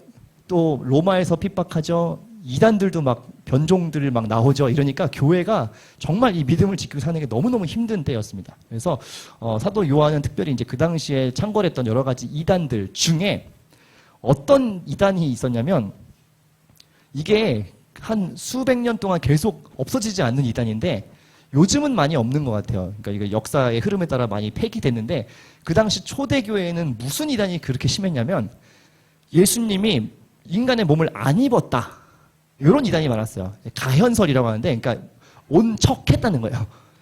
온 척했다. 그러니까 영인데 그냥 잠깐 이렇게 온 척했고 진짜 몸이 아니었다는 거예요. 그럼 이거를 안 믿으면 그 이후에 뭐가 부정돼요? 예수 그리스도의 죽음과 부활이 아무런 의미가 없어지죠. 그럼 기독교의 신앙이 아닌 거예요. 이런 이단들이 굉장히 많았어요. 왜 그랬냐면 그 당시 그리스 문화 때문에 그래요. 이게 막 어떤 영은 고귀한 거고 육은 막 타락한 거고 세속적인 거고 쓸모없는 거다 막 이러니까, 하늘의 신이 어떻게 인간의 몸을 거룩하지 않은 부정한 몸을 입고 올 수 있냐? 아니다. 그냥 영으로 잠시 내려왔다가 다시 올라간 거다. 막 이런 이단들이 있었습니다. 그래서 그런 이단들에 대한 어떤 경계, 혹은 뭐 이렇게 교회 안에서 일어나는 분쟁들에 대한 어떤 해결 이런 이야기를 하기 위해 썼고요. 유다서는 예수의 동생이었던 유다가 기록한 서신인데 베드로 전후서하고 비슷합니다. 이 마지막 때에 끝까지 배교하지 않고 신앙을 지키자. 특별히 유다서니까 요 자국민들 대상으로 썼을 것을 볼 수 있고요. 히브리서 역시 마찬가지입니다. 로마에 있는 유대 기독교인들, 그러니까 자기네 땅이 아니고 로마 지역에 살고 있는 유대인 그리스도인들이 다시 유대주의 막 할례해야 되고 여기 다시 돌아가는 그런 경향성이 있었어요. 핍박도 있고 하니까. 그래서 그런 것들을 좀 막기 위해서 히브리서 우리가 믿는 바가 무엇인가에 대해서 권면하는 내용을 썼습니다. 그래서 제가 얘기한 이 모든 내용들이 56페이지부터 58페이지에 걸쳐서 표로 아주 잘 정리해놨어요. 그래서 지금 말한 거 다 기억 못하셔도 나중에 이 표를 보시면서 항상 성경을 읽으실 때 이런 내용이 대략 들어있구나 라는 것을 꼭 기억하시면 좋을 것 같습니다. 자, 마지막으로 이것만 얘기하고 잠깐 쉴게요. 그럼 서신서를 읽는 포인트가 하나 있습니다, 여러분. 성경을 읽으실 때 뭐 공통적으로 적용된 얘기일 것 같은데 특별히 서신서는 이 모든 수신자가 빌레몬 빼고는 다 어디라고요? 교회에 주는 거예요. 그러면 여러분 눈치가 딱 있으시면 이걸 읽을 때 어떻게 보면 좋겠어요? 이게 모든 교회마다 어떤 상황들이 있잖아요. 막 내부 갈등일 수도 있고, 뭐 이단들의 문제일 수도 있고, 핍박일 수도 있고, 여러 가지 문제들로 막 압박받고 있는 거잖아요, 교회들이. 그럼 이걸 읽을 때 우리가 어떻게 읽으면 좋을까요? 누구의 얘기를 읽으면 좋아요? 우리의 얘기를 읽으면 좋아요. 그러면 예를 들어 고린도 교회에 막 분파 싸움이 있다. 사도 바울이 이거에 대해서 이렇게 하는 게 옳다 얘기했잖아요. 우리 안에도 있을 수 있잖아요. 있나요, 여기? 있어요? 이럴 수가. 있을 수 있죠. 예, 못 들은 것으로 하겠습니다. 있을 수 있어요. 왜냐하면 여러 사람들이 다 같이 있잖아요. 그런 문제가 있을 때 이 말씀을, 서신서를 보면서 우리가 우리의 시대에 적용할 수 있는 거예요. 이런 분쟁들은 이렇게 다루면, 교회 이런 갈등은 이렇게 다루는 거구나. 이런 것들을 참고할 수 있죠. 또 어떤 신앙의 핍박들이 막 너무 심해요. 저는 우리가 사는 시대도 크게 다르지 않다고 생각해요. 물론 우리 뭐 잡혀가진 않습니다. 그렇죠? 우리가 이거 하고 있는데 갑자기 경찰이 들닥쳐가지고 제가 끌려가고 뭐 이런 건 아니에요. 아닌데 적어도 그리스도인으로 사는 것이 쉽지 않은 거는 기독교의 모든 역사에 전 동일하다고 봐요. 왜냐하면 기독교의 정신과 가치관은 세상이 요구하는 그것과 결국 충돌할 수밖에 없거든요. 반대로 살아가라는 것들 요구받아요. 어쩔 수 없이 필연적으로. 그렇기 때문에 사실 갈등이 늘 있고요. 그런 압박들이 알게 모르게 다 있습니다. 그래서 그런 것들을 서신서를 읽을 때 우리가 찾아내는 거예요. 이런 상황에 처해 있구나. 이 교회와 신앙인들이. 그럼 우리가 살아가는 시대에도 이런 일이 있지는 않은가? 내 삶에도 이런 문제가 있지는 않을까? 이런 것들을 아주 오래전 이야기지만 지금의 이야기로 읽어낼 수 있다라는 것이죠. 그래서 서신서를 보실 때 혹은 모든 성경을 보실 때 항상 우리의 이야기로 환원해서 읽는 것이 중요합니다. 이렇게 읽는 분들 종종 있더라고요. 뭐 예를 들면 사복음서에 바리새인들 나오잖아요. 이 바리새인들이 다 정신을 못 차려. 왜들 그러는 거야? 가 아니라 그게 여러분들이라고요. 이렇게 보는 거예요, 성경을. 막 사울 보면서 사울 교만해. 왜 이렇게 하나님이 기름 부어갖고 왕으로 세웠는데 뭐 하는 거야? 가 우리 모습이라고요. 이렇게 보시는 거예요. 그걸 제3자의 관점으로 보시면 이 별로 읽을 필요가 없습니다. 그냥 뭐 평가하고 끝내는 거죠. 그렇게 보는 게 아니라 성경의 모든 이야기는 지금 시대와 나의 삶에 똑같이 거울로 비춰보라고 주시는 거예요. 그렇게 읽으시면 너무 좋을 것 같고요. 자, 서신서 이렇게 잘 정리를 했는데 우리 한 10분만 잠깐 쉬고 마지막 예언서 하나 요한계시록 정리하고 마무리하도록 하겠습니다. 잠깐 휴식하겠습니다. 떼버리긴 했지만 9번째 마지막 칸이 이제 뭐라고 했죠? 시대적으로 후기 사도들의 시대라고 얘기했죠. 그래서 뭐 요한 1, 2, 3서, 유다서 그리고 히브리서까지 있다 말씀을 드렸어요. 그래서 계시록 이제 한 권입니다. 예언서가 그죠? 하나밖에 없는데 요 마지막 시대, 그 후기 사도 시대에 요거를 이제 붙이면 됩니다. 계시록은 누가 썼죠? 그러니까 당연히 요 후기 사도인 요한 1, 2, 3서 있는 그 자리에 같이 시대적으로 걸쳐져 있는 것이라고 볼 수가 있겠습니다. 자, 제가 아주 궁금했고 꼭 물어보고 싶은 질문인데 한번 드려볼게요. 여러분, 요한계시록 그러면 무슨 느낌 드시나요? 무서워요? 성경이 왜 무서워요? 물론 성경에 무서운 이야기도 있지만 계시록 그러면 무섭다. 또 어떤 느낌이 있으십니까? 종말 또 사랑, 흔치 않은 대답이에요. 계시록에서 사랑을 찾을 수 있다. 흔하진 않은 답변. 또 뭐 있을까요? 심판, 또요. 환란, 또 뭐 있나요? 떠오르시는 느낌들. 새하늘과 새 땅. 그 단어 조심하셔야 되죠, 그죠? 있어요. 있는데 조심해야 되는 이유를 제가 좀 슬프지만 이따 설명드릴게요. 보통 요한계시록 그러면 지금 얘기하신 뭐 종말이나 뭐 심판, 말세 뭐 이런 것들이 자동적으로 이미지가 떠오르시게 될 겁니다. 저 역시도 처음으로 계시록에 대한 어떤 뭐랄까요? 무섭다 내지는 어떤 인상을 갖게 된 사건이 있었어요. 1992년 10월 28일. 네, 28일 맞아요. 28일. 제가 정확하게 기억하고 있는데 이날 기억하세요? 전 초등학생이었거든요. 뉴스에서 막 이런 얘기가 나오는 거예요. 슬슬슬. 네. 고등학생 되셨군요. 저는 이제 초등학생 때. 다미선교회라고 하는 뭐 선교회가 아니죠. 사실상 선회의 그 교주인 이장림이라고 하는 교주가 뭐 이제 사람들을 이제 현혹해가지고 뭘 설파하고 다녔냐. 요날 휴거, 그러니까 주님 다시 재림하시고 다 들려 올라가는 날이 요 날이다. 주님 재림하는 날이 요 날이다. 라는 이야기를 막 설파하고 다녔어요. 그게 뉴스데스크에서 나왔으니까 굉장히 그 당시에는 좀 핫한 이야기였죠. 그래서 저는 지금도 이제 기억나는 게 왜 이게 기억나냐면 그 얘기를 듣고 어릴 때 어떤 막 그 판단할 수 있는 능력이 없잖아요. 무서운 거예요, 덜컥. 9살이었는데 무섭더라고요. 그래가지고 10월 28일 저녁이 되는데 자정이 막 가까우니까 무섭잖아요. 그래가지고 저는 뭘 하고 있었을까요, 거기서? 그 시간에. 기도? 기도는 안 했습니다. 기도 안 했고, 방에서 이불을 뒤집어 쓰고, 이렇게 덜덜 떨고 있었어요. 네, 너무 무서우니까. 올까봐요, 진짜. 왜 저를 그렇게 이상하게 어렸잖아요, 어릴 때. 어려도, 그러니까 이게 문제인 거예요. 이거에 대한 정확한 믿음과 신앙이 딱 서 있으면 괜찮은데, 그런 게 잘 없으니까, 이런 걸 듣고 저도 뭐 겁이 나가지고 이불 뒤집어 쓰고 덜덜 떨고 있었어요. 진짜 어머 어떡하지 막 이러면서. 그러니까 이런 일들이 사실 있다 보니까 계시록은 뭔가 모르게 함부로 읽으면 안 되는 책. 실제로 저는 진짜 교회 선생님한테 그렇게 들은 적이 있습니다. 너희들 성경 중에 다른 건 다 읽어도 되는데 계시록은 함부로 읽는 책이 아니야. 진짜 그렇게 말씀하셨어요. 그 눈빛 지금도 기억나요. 함부로 읽는 책이 아니고 이거는 뭐 목사님한테 도움을 받든지 아무튼 혼자서 읽으면 위험해 라고 얘기를 하셔가지고 저는 진짜 어린 마음에 그게 뭔가 이상한 선입견이 더 생겼어요. 뭔가 있는 건가?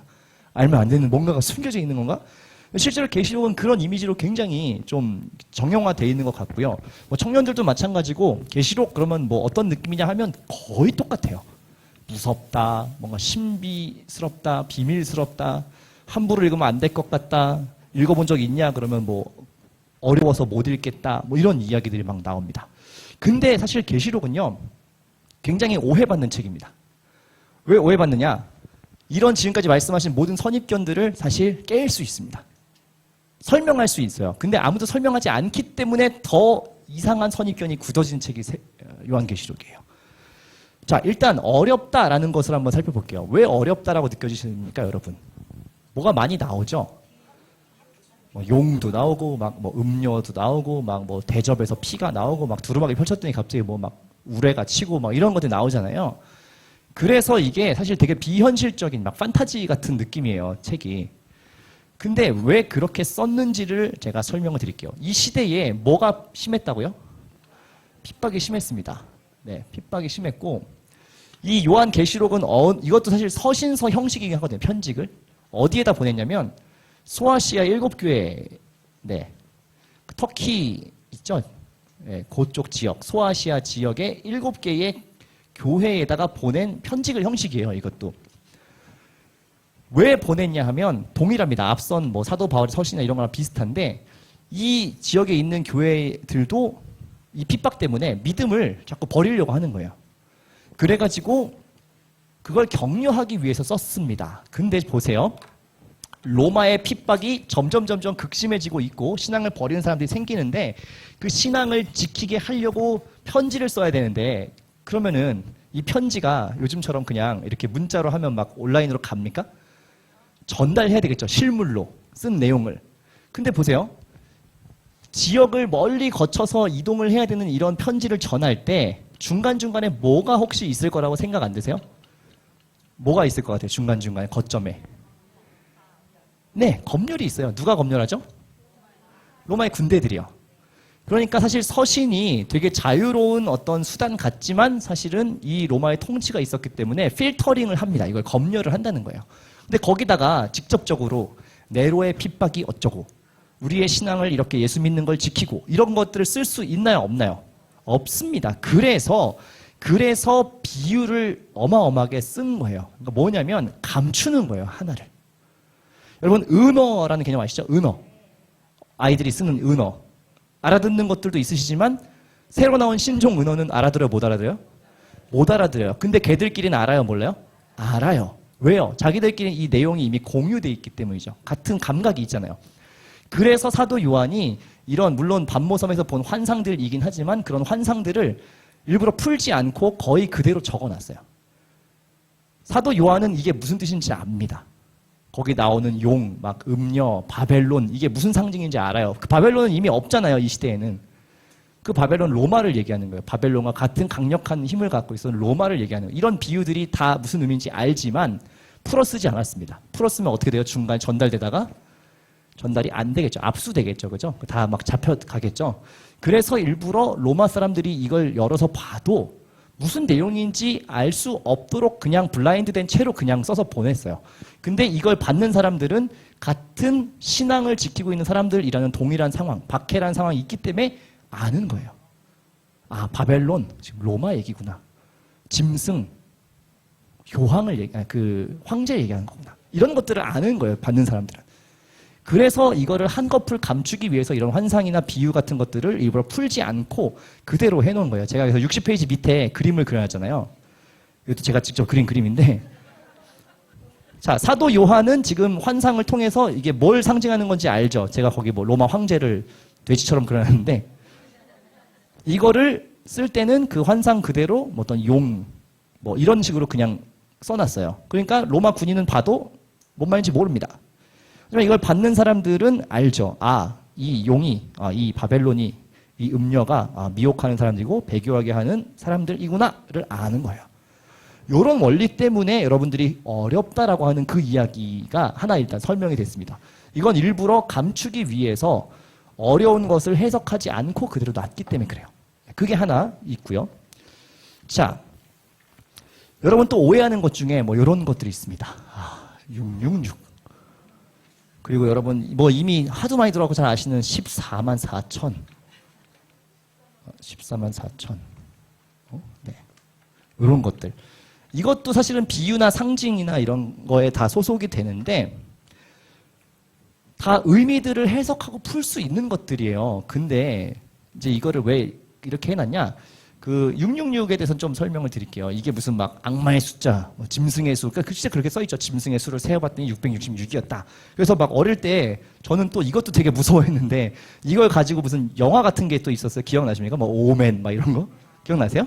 공포 영화 막 그래서 막 머리를 그분 깎았더니 막 666 막 써있고 이런 거를 제가 어릴 때 괜히 막 비디오 가게 지나가다가 그 막 포스터 같은 거 봐가지고 막 너무 무섭다. 어떡하지? 막 진짜 그런 게 있구나. 막 이런데. 그게 아니라 이것도 상징이에요. 무슨 상징이냐면 여러분 히브리어는 되게 좀 독특한 언어 체계를 가지고 있는데 우리는 그냥 이렇게 기역, 니은, 디귿 이렇게 돼 있잖아요. 그럼 그냥 이게 기역이고 니은이고 이렇게 돼 있잖아요. 히브리어는 뭐 알렙, 뭐 이렇게 뭐 베타, 뭐 이렇게 여러 가지 것들이 있는데 오래돼서 기억이 안 나네요. 이 단어마다 숫자가 부여돼 있어요. 숫자. 이게 알파벳의 첫 글자거든요. 히브리어. 알렙이라고 하는 첫 글자고 숫자는 1이 부여되어 있어요. 그럼 무슨 의미가 여기에 같이 있을까요? 1. 첫 번째라는 뜻도 있고 또 하나만 유대인의 어떤 문화와 감각에서 하나밖에 존재하지 않는 건 뭐예요? 하나님. 그러니까 이런 식으로 단어마다 음가가 붙어 있어요. 숫자. 그래서 이거를 이제 게마트리아라고 하는 독특한 히브리어의 어떤 셈법인데 문자와 숫자를 약간 오갈 수 있게끔 되어 있습니다. 숫자를 풀어서 문자화 시킬 수도 있고 문자를 숫자로 치환할 수도 있고 이런 어떤 언어 체계를 갖고 있는데 그래서 이 사람들이 이런 표현을 해둔 거예요. 이 666이라고 하는 것을 이 게마트리아의 셈법으로 숫자를 풀면 네로라고 하는 어떤 이름들을 찾을 수 있다라고 해요. 학자들이. 그래서 이런 식으로 어떤 이름이나 특정한 지명이나 이런 것들을 가리기 위해서 이런 숫자로 치환해서 하는 방법도 사용을 했다라는 거죠. 14만 4천도 마찬가지인데 이건 이제 신천지에서 주로 많이 쓰잖아요. 흰 옷 입은 구원받은 백성 14만 4천 그렇게 써 있죠, 성경에. 그래서 뭐라고 합니까? 그렇기 때문에 이 안에 들어오세요라고 하잖아요. 뭐 홈쇼핑입니까? 14만 4천 명 지금 마감 직전 빨리 들어오세요. 진짜 그렇게 얘기하죠. 얼마 안 남았다고. 근데 뭐 조사해 보면 이미 까마득히 넘었다는 얘기도 있고, 그죠? 예, 넘어가지고 뭐 더 받을 수 없는 것 같은데. 그러니까 이게 문자적으로 그렇게만 해석하는 거예요. 14만 4천 명만 구원받을 수 있다. 근데 여러분 언뜻 생각해도 이게 기독교의 어떤 복음, 하나님의 성품을 고려했을 때 이게 말이 되나요? 안 되나요? 이 수많은 막 65억 인구 중에 14만 4천 명만 선별해서 구원하는 하나님이 말이 돼요? 안 돼요? 안 되죠. 근데 사람들이 왜 이게 현혹됩니까? 그 얘기를 하실 수 있어야지 안 현혹되실 텐데. 왜 현혹돼요, 근데? 왜 그러냐면 이단들이 얘기하는 어떤 이 특별함 같은 것 때문에 그래요. 나만 돼, 나만. 이게 무서운 거예요, 여러분. 아까 갈라디아서도 얘기했지만 복음은 모든 사람들에게 평등해요. 근데 사람들이 이 욕망은 뭐냐면 나만 좀 특별하고 싶어. 이거를 이제 신앙적으로 이렇게 꼬드기면 요 얘기가 매우 매력적인 얘기죠. 저 사람은 구원 못 받고 나만 되는 거래요. 그러면 나만 들어가야겠다. 14만 4천은 사실 이렇게 푸는 겁니다, 여러분. 12 곱하기 12 곱하기 1000 맞아요? 1000은 또 어떻게 풀 수 있죠? 10 곱하기 10 곱하기 10 이렇게 풀 수 있죠. 이 숫자들은 히브리 사람들의 어떤 문화 이 감각에서 되게 중요한 숫자예요. 12. 뭐 떠오르세요? 그러니까 왜 완전한 숫자일까요? 12는 뭐예요? 성경 속에서 대표적으로 12. 네, 12 야곱의 12 아들. 그러니까 그게 곧 지파가 되죠. 12 지파. 네. 그다음 신약에서 뭐 있어요? 12 제자 있죠. 뭐냐면 하나님이 선택했다라는 개념을 보여주는 거예요. 12란 수는 하나님의 택함이라는 걸 보여줘요. 구약도 신약도 동일하게 10이라고 하는 것도 기본적으로 이 히브리인의 개념에서는 완전수 개념이거든요. 뭔가 빠지지 않은 10개. 그리고 그 완전수가 3번 있죠. 모든이라는 뜻을 갖고 있는 거예요. 이 숫자에서. 모든, 많은. 그러니까 뭐냐면 이 숫자를 의미적으로 히브리 감각으로 풀면 선택받은 모든 사람들이라는 걸 표현하기 위해 쓴 숫자입니다, 이게. 그렇죠. 지금 막 화가 나죠. 그걸 어떻게 이렇게 얘기해요. 14만 4천 명만 됩니다라고. 이거를 의미로 풀면은 하나님이 선택한 모든 사람들, 궁극적으로는 아직 구원받지 못했지만 주님께서 구원하고 싶어하는 모든 사람들을 얘기하는 거잖아요. 근데 이걸 가지고 장난을 치는 거예요. 문자를 그대로 이것만 쏙 떼어가지고 14만 4천 명만 구원받는 겁니다. 라고 하면 여러분들은 이제 이걸 반박하실 줄 알아야죠. 계시록을 바르게 읽고 계시록이 왜 쓰여졌는가. 이렇게 제한적인 구원을 하려고 쓰인 책이 아니잖아요. 여전히 핍박 중에 있지만 버티고 또 아직 이 복음을 받지 못한 사람들한테까지 이 복음이 전해져야 되기 때문에 쓴 책인데 어떻게 계시록을 그렇게 해석해요? 이건 말이 안 되잖아요. 그러니까 우리가 성경이 쓰여진 목적과 의미를 바르게 안다는 게 이렇게 중요합니다. 이걸 모르면 속는 거예요. 특별하니까, 매력이 있으니까, 괜찮아 보이니까, 그럴싸하니까. 아닙니다. 성경이 왜 쓰여졌는지와 성경에 쓰여진 하나님의 의도를 바르게 알면 저런 것들을 금방 걸러낼 수 있어요. 말이 안 되잖아요. 어떻게 하나님이 몇 사람만 선택해서 구원을 하시는 하나님이시겠습니까? 하나님 아니죠, 그러면. 그래서 이런 것들을 여러분들이 잘 아실 필요가 있다라는 것을 먼저 설명을 드리고요. 몇 가지 이제 오해를 좀 풀어드렸으니까 계시록에 대한 그러면 계시록 어떻게 봐야 되냐 하는 것을 말씀드릴게요. 마지막으로 62페이지인데 이미 다 말씀 한번 드린 것 같아요. 소아시아 지역의 7개 교회에 보낸 사도 요한의 이제 권면이기도 하고 어떤 환상을 이렇게 전달해 준 건데 이 환상을 전달해 준 이유가 뭐냐면 계시록의 내용에 보면 막 어떤 환란도 있고 막 이런 핍박도 있고 여러 가지 일들이 막 벌어져요. 근데 이제 후반부에 가면 결국 누가 등장하죠? 어린 양이 등장해요. 어린 양은 뭐 너무 명백한 상징이니까 누구를 말하는지 아시겠죠? 예수님입니다. 그리고 그 어린 양이 등장해서 어떤 새 하늘과 새 땅. 그러니까 이것도 제가 너무 속상한 게 이거 성경에 써 있는 아주 정확한 표현이에요. 근데 그놈들이 쓰는 바람에 이거 말하면 제가 여기서 여러분 새 하늘과 새 땅이 있습니다. 이렇게 얘기하면 저는 분명히 성경에 있는 아주 정확한 얘기를 한 것뿐인데도 불구하고 저도 괜히 이상해요. 여러분 새 하늘과 새 땅 믿으세요? 이러면 이상해요. 그죠? 이상하게 보죠 지금. 여러분 신천지가 있습니다. 성경 이러면 이상하잖아요. 그러니까 이 사람들이 그 단어를 배려놨어. 그 단어 때문에 괜히 우리가 성경에 써 있는 말인데 괜히 하는 저도 이상하고 듣는 여러분도 막 이렇게 하시니까 참 이게 유감스러운데 새 하늘과 새 땅을 가지고 그 어린 양이 통치를 하는 것으로 계시록이 끝나잖아요. 그러니까 그 뭐냐면 이 모든 환란과 어려움들이 종식된다라는 걸 보여주는 거예요. 그 당시에 당대의 이 강력한 로마도 결국은 힘을 다할 것이고 하나님의 통치 앞에 그 모든 것들이 엎드려서 이 구원받은 자들, 믿음을 가진 자들이 하나님께 예배하고 찬양하고 경배하고 하나님 통치하는 그 때가 온다는 거예요. 짧게는 그 당시에 로마의 시대의 종식을 예언하는 것이고 더 길게는 이 모든 인류의 역사를 포함해서 주님 다시 오시는 완전한 완성의 날이 있다라는 걸 얘기하는 게 요한계시록의 핵심 메시지입니다. 그래서 요한계시록은 사실 읽으면 굉장히 소망이 생기는 책이에요. 왜냐하면 우리 시대에도 지금 믿음 생활하는 거 너무 어렵잖아요. 근데 어떤 소망이 없고 약속이 없다. 그럼 사실 되게 더 힘든 거예요. 끝이 있다는 걸 알면 여러분 갈 수 있죠. 장거리 달리기를 해도 골이 어딘가에 있다라고 하면 가잖아요. 근데 뭐 골이 없다. 어디까지 가야 되는지 모른다. 그럼 그게 힘든 거잖아요. 우리가. 마지막 때가 있다라는 겁니다. 그리고 하나님께서 승리하시는 날이 결국 온다라는 것을 말하는 거예요. 소망의 책이에요. 이걸 읽고 끝까지 신앙을 지키라고 쓰여진 책입니다. 계시록은. 그래서 사실은 이런 어려운 시대, 신앙을 지키기 힘든 시대일수록 사실은 요한계시록을 우리가 더 적극적으로 읽어야 돼요. 왜냐하면 우리도 그런 시대에 살고 있거든요. 악이 뭔가 득세하고 교회를 더 누르고 있고 교회 위에 있는 것처럼 느껴지는 그런 시대일수록 사실은 계시록을 읽으며 소망을 얻어야 돼요. 이 사람들 어떻게 이걸 지켜갔는가. 그리고 이미 그 믿음의 선조들이 이것들을 어쨌든 분투하고 지켜왔기 때문에 우리가 지금 그 믿음을 받아들이고 있는 거 아닙니까? 그리고 우리도 이걸 잘 지켜서 또 우리 후손들에게 전해줘야 되잖아요. 그러면 이 책을 읽으며 끝까지 이것들을 지켜나가는 씨름을 할 수 있는 거죠.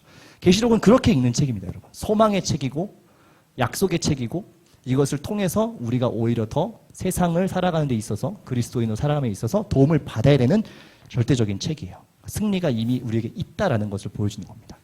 그래서 여러분들이 계시록에 대한 이 오해를 좀 푸시고 부디 푸시고 계시록을 좀 읽으시되 물론 이제 워낙 말씀드린 것처럼 계시록을 가지고 뭔가 이상하게 해석하는 여러 가지 단체나 뭐 이런 많기 때문에 일단 그러니까 추천하지 않는 건 뭐 인터넷에 뭘 검색하신다 이런 것들은 좀 안 하셨으면 좋겠어요. 왜냐하면 너무 많이 심어놨어요 인터넷 속에. 하면은 뭐 저도 가끔 설교자로 찾으려고 뭐 검색했는데 그림이 너무 예뻐가지고 보면 여호와의 증인이고 뭐 이런 거 되게 많거든요. 근데 저는 그래도 이제 이런 것들을 그래도 계속 공부해서 아니까 이렇게 필터링을 해낼 텐데 그냥 보시면 사실 쉽지 않아요. 예. 예. 네. 아, 예. 아, 네. 끝날 때 소감으로 말씀하시면 좋았을 얘기인데 지금 아직 안 끝났는데 얘기해 주셔서 끝내라고 하시는 건지 지금 조금 헷갈리는데 알겠습니다. 그래서 계시록을 읽으실 때 뭐 인터넷 검색 이런 것들은 조금 안 하시는 게 저는 추천드리고 궁금하시면 뭐 교구 목사님들도 좋고 목회자분들한테 문의하시면 제일 좋을 것 같아요. 뭐 읽다가 요 구절은 내가 무슨 말인지 도대체 잘 모르겠는데 혹시 이게 뭡니까 하셔도 좋고 앞서 말씀드린 대로 뭐 요런 제가 첫 시간에 설명드렸던 뭐 이런 관주 해설에도 다 해설 나와 있을 거 아니에요. 이게 무슨 의미다. 그런 것들 좀 온건한 자료들을 참고해서 보시면 뭐 크게 위험하지 않게 계시록 읽으셔도 충분히 가능할 것 같습니다. 네. 자, 그러면 결론으로 이제 신약 성경의 세 가지 주제를 한번 정리하면 이제 모든 대단원의 막이 내려지게 되는데 구약의 세 가지 키워드 혹시 기억나시는 분 한번 얘기해 볼까요? 창조, 창조, 타락, 구속, 좋습니다. 네. 이렇게 세 가지 키워드를 말씀드렸어요. 그래서 하나님이 시작하셨고, 하지만 그 시작하신 세계가 뭔가 인간의 욕망과 죄로 인해서 타락하고, 그러나 그럼에도 불구하고 때마다 시마다 하나님이 개입하셔서 도우시는 구속의 은혜가 있다라고 말씀을 드렸죠. 자, 그럼 신약은 이제 어떻게 이어지냐면 신약의 첫 번째 키워드는 복음입니다. 복음. 예수 그리스도의 구원이라고 하는 그 이야기인데 이 이야기를 첫 번째 중요한 키워드로 놓은 이유는 자, 구속을 제가 설명하면서 요게 약간 그림자 같은 거다라고 말씀드렸는데 혹시 기억나세요? 하나님이 도우심이 분명히 있는데 이게 연구한 어떤 것이 아니라 미리 보여주는 약간 샘플처럼 도탄에 빠진 인간을 하나님이 도우시는 이 장면, 약간 예고편 같은 거라고 말씀드렸죠. 그리고 이 본편이 뭔 거예요? 본편이 예수 그리스도의 십자가와 부활의 사건이에요. 이건 모든 인류에게 동일하게 적용되는 가장 궁극적인 이 타락의 결과인 죄와 죽음을 원천적으로 끊어내는 사건이죠. 완성이죠. 그래서 이 복음의 사건을 우리가 처음으로 신약의 가장 중요한 키워드로 다룰 수 있습니다. 예수 그리스도의 모든 생애 자체가 복음이기도 하고요. 지난 시간에 얘기한 하나님 나라에 대한 어떤 복된 이야기, 소식, 그리고 그 중에서도 조금 더 좁히면 예수 그리스도의 십자가와 부활, 혹은 뭐 승천과 재림까지라고도 얘기할 수 있는데, 그래서 모든 타락한 인간 본성으로는 스스로 구원할 수 없는 그 존재를 예수 그리스도의 십자가와 부활을 통해서 모든 이들에게 이 구원의 길이 열리게 되었다라는 것이 신약 성경의 가장 첫 번째 중요한 키워드가 되겠습니다. 자, 두 번째는 교회입니다. 교회. 생각보다 여러분들이 신앙생활을 오래 하셨어도 신약에서 교회라고 하는 감각이 너무 중요하다는 것을 의외로 잘 모르세요. 복음에 대해서는 대부분 다 기본 개념이 있으실 거예요. 여러분 예수 그리스도의 십자가 사건과 부활 믿으세요? 다 믿으시죠? 그러니까 여기 계신 거예요. 그리스도인이라는 어떤 정체성이 있으시니까. 근데 생각보다 제가 봤을 땐 요 감각이 조금 약해요. 아닌데? 라고 생각하시는 분들은 교회 자주 오는데, 교회에서 매주 예배 드리고 뭐 셀 모임도 하고 다 지구 모임도 하고 하는데 라고 생각하시는데, 제가 말씀드리고 싶은 건 좀 더 본질적인 교회의 개념이에요. 교회를 왜 세웠을까요? 교회가 왜 존재해야 되죠? 예수님 승천하시고는 뭘 보내셨어요? 성령을 보내셨죠? 성령을 받은 후에 뭐가 생겨납니까? 교회가 생겨나요. 믿는 사람들의 모임이 생겨나요. 그리고 이 교회라고 하는 것은 이미 예수님이 베드로에게 약속하신 것이기도 해요. 베드로 신앙 고백하잖아요. 주는 그리스도시요 살아계신 하나님의 아들입니다. 이 고백이 옳다라고 하면서 그 다음 뭐라고 얘기하시냐면, 이 반석 위에, 이 고백 위에 교회를 세울 것인데 그 교회는 음부, 악한 권세들이 무너뜨릴 수 없다라고 얘기하세요. 즉 뭐냐면, 예수님께서 승천하시고 성령이 오셔서 각 사람에게 이제 오셨잖아요. 이 복음 전하는 일을 뭘 통해서 하겠다고 얘기하시는 거냐면 교회를 통해서 하시겠다는 거예요. 근데 이 얘기도 들어보셔서 별 감흥이 없으신 것 같은데, 제가 좀 더 감동적으로 말씀드려볼게요. 한국 교회도 마찬가지고 뭐 전 세계적으로 마찬가지인데, 교회가 어렵다라고 이야기해요. 그죠? 옛날 같지 않고 복음 전하는 것이 쉽지 않고, 그럼에도 불구하고 하나님이 교회를 통해서 전도하고 복음 전하고 그리스도인들을 확장시켜가는 그 방법 외에 다른 어떤 방법을 안 가지기로 이미 작정했다는 거예요. 예를 들어서 교회가 너무 타락했어요. 교회가 아무리 봐도 이거는 내가 이 지상명령을 수행하라고 이렇게 얘기했는데 이거는 아니지. 교회는 안 되겠다. 다른 방법을 쓰자. 좀 더 초월적이고 막 이런 방법으로 전도해야지. 라고 하나님이 하시지 않는다는 거예요. 절대로. 왜냐하면 교회를 통해서 하시겠다고 약속하셨고, 그 교회는, 하나님이 세우신 교회는 음부의 권세가 무너뜨릴 수 없다라고 얘기했어요. 물론 우리의 인간적인 눈으로 보면 이 현실 교회가 가끔 좀 답답할 때가 있잖아요. 이게 되겠나? 진짜 이 명령을 수행할 수 있겠나? 이래가지고 되겠나? 라고 생각하지만 하나님이 포기를 안 하신다고요. 교회를 통해 전도하고 복음 전하는 걸 안 포기하세요. 그러니까 여러분들은 사실은 좀 더 프라이드를 가지셔야 되고, 어떤 뭐랄까요, 동기를 더 강하게 가지셔도 돼요. 여러분 한 사람 한 사람을 통해서 복음 전하는 그것 외에는 하나님 다른 방법이 안 갖고 계시다니까요. 이것만 하시겠다는 거예요. 이걸로. 그리고 2000년 동안, 기독교 2000년 동안 그 방식을 계속 활용하셔서 우리도 지금 복음을 들었잖아요. 우리가 받은 복음도 역사가 다 있죠. 그죠? 우리한테 복음을 전해준 선교사들이 있고, 역사가 흘러 온 거예요. 여기서부터. 초창기 초대 교회 때부터 계속해서 이 생명력이 아직 끝나지 않은 겁니다. 그리고 주님 다시 오실 때까지 이 생명력이 끝나지 않을 것을 주님은 이미 말씀하셨어요. 음부의 권세가 무너뜨리지 못한다. 우리가 아무리 교회 답이 없네, 답답하네, 이거 되겠나? 라고 생각하지만 그런 사람들조차도 하나님이 성령을 부어주시고 들어서 계속 하나님의 일을 이어가시겠다고 약속하십니다. 이것을 믿으시라는 거예요, 여러분. 그렇기 때문에 이 교회라고 하는 것이 그냥 건물교회나 현실교회 이상의 의미가 있고, 여러분 한 사람 한 사람이 그래서 너무너무 소중한 거예요. 왜냐하면 하나님의 일을 지금도 해야 되는데 여러분들 다 쓸모가 있어서 지금 여기 부르신 거거든요. 이 믿음을 가지시면 너무 좋겠어요. 신약 성경을 보실 때, 교회가, 그 당시 교회도 물론 여러 가지 문제들이 있었죠. 막 회방 놓고, 막 거기 현혹되고, 이단들 들어오면 막 또 긴가민가 하고, 핍박하면, 아유, 신앙 버릴까, 뭐 이런 연약한 사람들이 그때 똑같이 있었어요. 다 보잖아요. 서신서를 통해서. 그런데 하나님의 이 복음 전파의 역사가 그 사람들의 어떠함 때문에 멈춰지지 않더라는 겁니다. 성령이 하신 얘기 때문에 그래요. 이 믿음을 가지실 수 있으면 좋겠습니다. 마지막은 재창조입니다. 재창조. 재창조는 재림이라고 얘기할 수 있을 것 같아요. 재림. 주님 다시 오시는 진짜 마지막 때가 있다라는 것이고, 이건 이제 앞서 말씀드린 계시록에서 가장 명확하게 다뤄지는 어떤 메시지이기도 하죠. 자, 주님 다시 오실 때 이 인간의 불완전한 세상, 그러니까 저희가 복음을 믿고 그리스도인이 되어 살고 있지만 아직 주님 오시기 전이에요. 그래서 어떻게 보면 두 가지가 혼재된 시대를 살고 있는 거죠. 신앙을 갖고 이미 구원의 확신을 갖고 있으나 정말 모든 것이 완성되는 이 끝날은 아직 오지 않았어요. 그죠? 우리는 이미 이 교회와 성령의 시대를 아직 살고 있죠. 그죠? 이미 넘어가신 분 계세요, 혹시?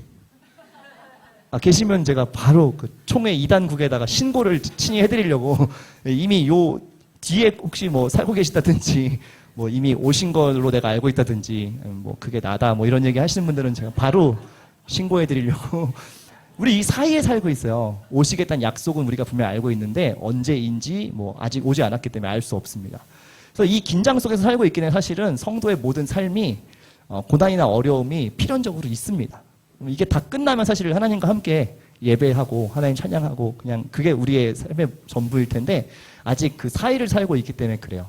근데 중요한 건 이것이 약속되어 있기 때문에 이 사이를 살아감에 있어서 우리는 소망으로 이것을 전망할 수 있다는 거죠.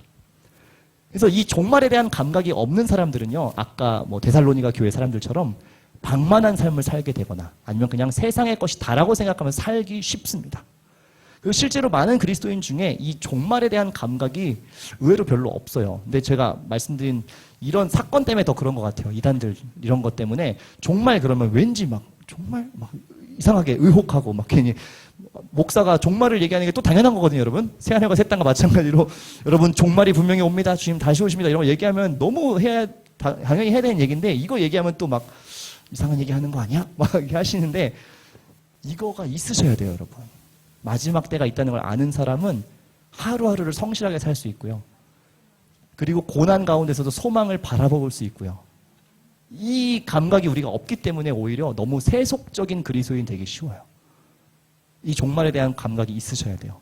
만물을 새롭게 하시는 그 마지막 날이 있다라는 겁니다. 그리고 이 날에는 뭐가 이루어지느냐? 이 모든 불완전함조차도 완성되는 날입니다. 저는 왜 재창조라고 했냐? 마지막으로 이제 이 모든 성경의 큰 이 맥락을 꿰뚫는 하나의 이야기를 보여드릴게요. 재창조라고 했잖아요. 저 재창조에서 창조는 어디서 보셨죠? 그렇다면 보세요. 하나님이 시작한 어떠한 깨어짐과 아픔과 죄가 없었던 하나님과 함께 에덴 동산에서 살았던 인간의 상태, 가장 이상적인 상태죠, 그죠? 창조의 목적에 가장 부합하는. 하나님 그렇잖아요. 창조하시고 심히 좋았다라고 얘기하시고 우리의 형상을 따라 사람을 만들었다고 하잖아요. 함께 하기 위해서. 근데 그거를 이제 뚫고 나오잖아요, 인간 스스로. 자기 욕망대로 하나님 없이 살아보려고. 선악과가 그런 거거든요. 하나님처럼 될 수 있다고 하니까 저거 되게 괜찮네. 내 주도성 갖고 살아봐야겠다. 해서 튀어나오지 않습니까? 그래서 계속 고생하죠. 이게 그걸 보여줘요. 구약의 모든 이 롤러코스터 같은 장면들. 그래서 하나님의 이 필승카드 예수 그리스도를 통해서 이 모든 것들을 이제 종식시키시고 그것을 이제 전하라고 하는 거예요. 이 복된 소식, 이 모든 깨어짐을 봉합할 수 있는 이 소식을 이미 너희한테 줬으니까 이것들을 전해라. 언제까지? 다시 오실 때까지. 다시 오실 그때에는 재창조, 뭐냐면 하나님과 함께 어떠한 거리낌 없이 함께 살았던 인간이 지어진 본래의 목적대로 다시 그 시간으로 회복시키겠다는 거예요. 그래서 요한계시록에 나오는 그 환상들 있죠. 어린 양에게 경배하고 막 24명의 장로들이 막 계속 예배하고, 이게 이 에덴 동산에서 우리가 사실은 했던 일인 거예요. 하나님과 함께 하나님 예배하고 찬양하고 하나님으로 기뻐하고 살았던 그 모습으로 다시 회복시키시고 완성시키겠다는 약속을 하시는 겁니다. 그러면 요거를 요렇게 접어서 여기로, 물론 이제 이게 시간을 다시 돌린다는 얘기는 아니지만 이 회복, 온전했던 상태로 하나님 다시 회복시키고자 하는 하나님의 거대한 서사가 성경이에요. 여기를 다시 회복시키고 싶은 거예요. 그러니까 시간을 뭐 타임머신으로 이렇게 가자는, 백으로 가자는 게 아니고 이 상태, 하나님과 우리가 어떠한 거리낌이 없고 함께 그 안에서 만족하고 하나님으로 기뻐하고 살았던 그 시간으로 돌아가기를 하나님 이렇게 열망하신다고요. 저는 그래서 성경이 지금도 우리에게 읽혀지고 이 안에서 하나님의 그 진심을 봐야 되는 거예요. 놀랍지 않습니까? 이 안에서 사실은 우리는 어떤 인간과 뭐 사건과 지역과 뭐 이런 이야기들을 보지만 이 큰 맥락 속에서 우리는 뭘 보는 거냐면 하나님이 인간에게 얼마나 진심이신가를 보는 거예요.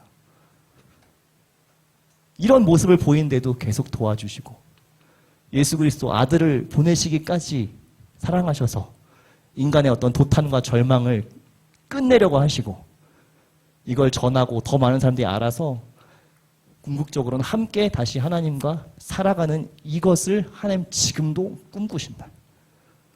지금도 너무 원하신다.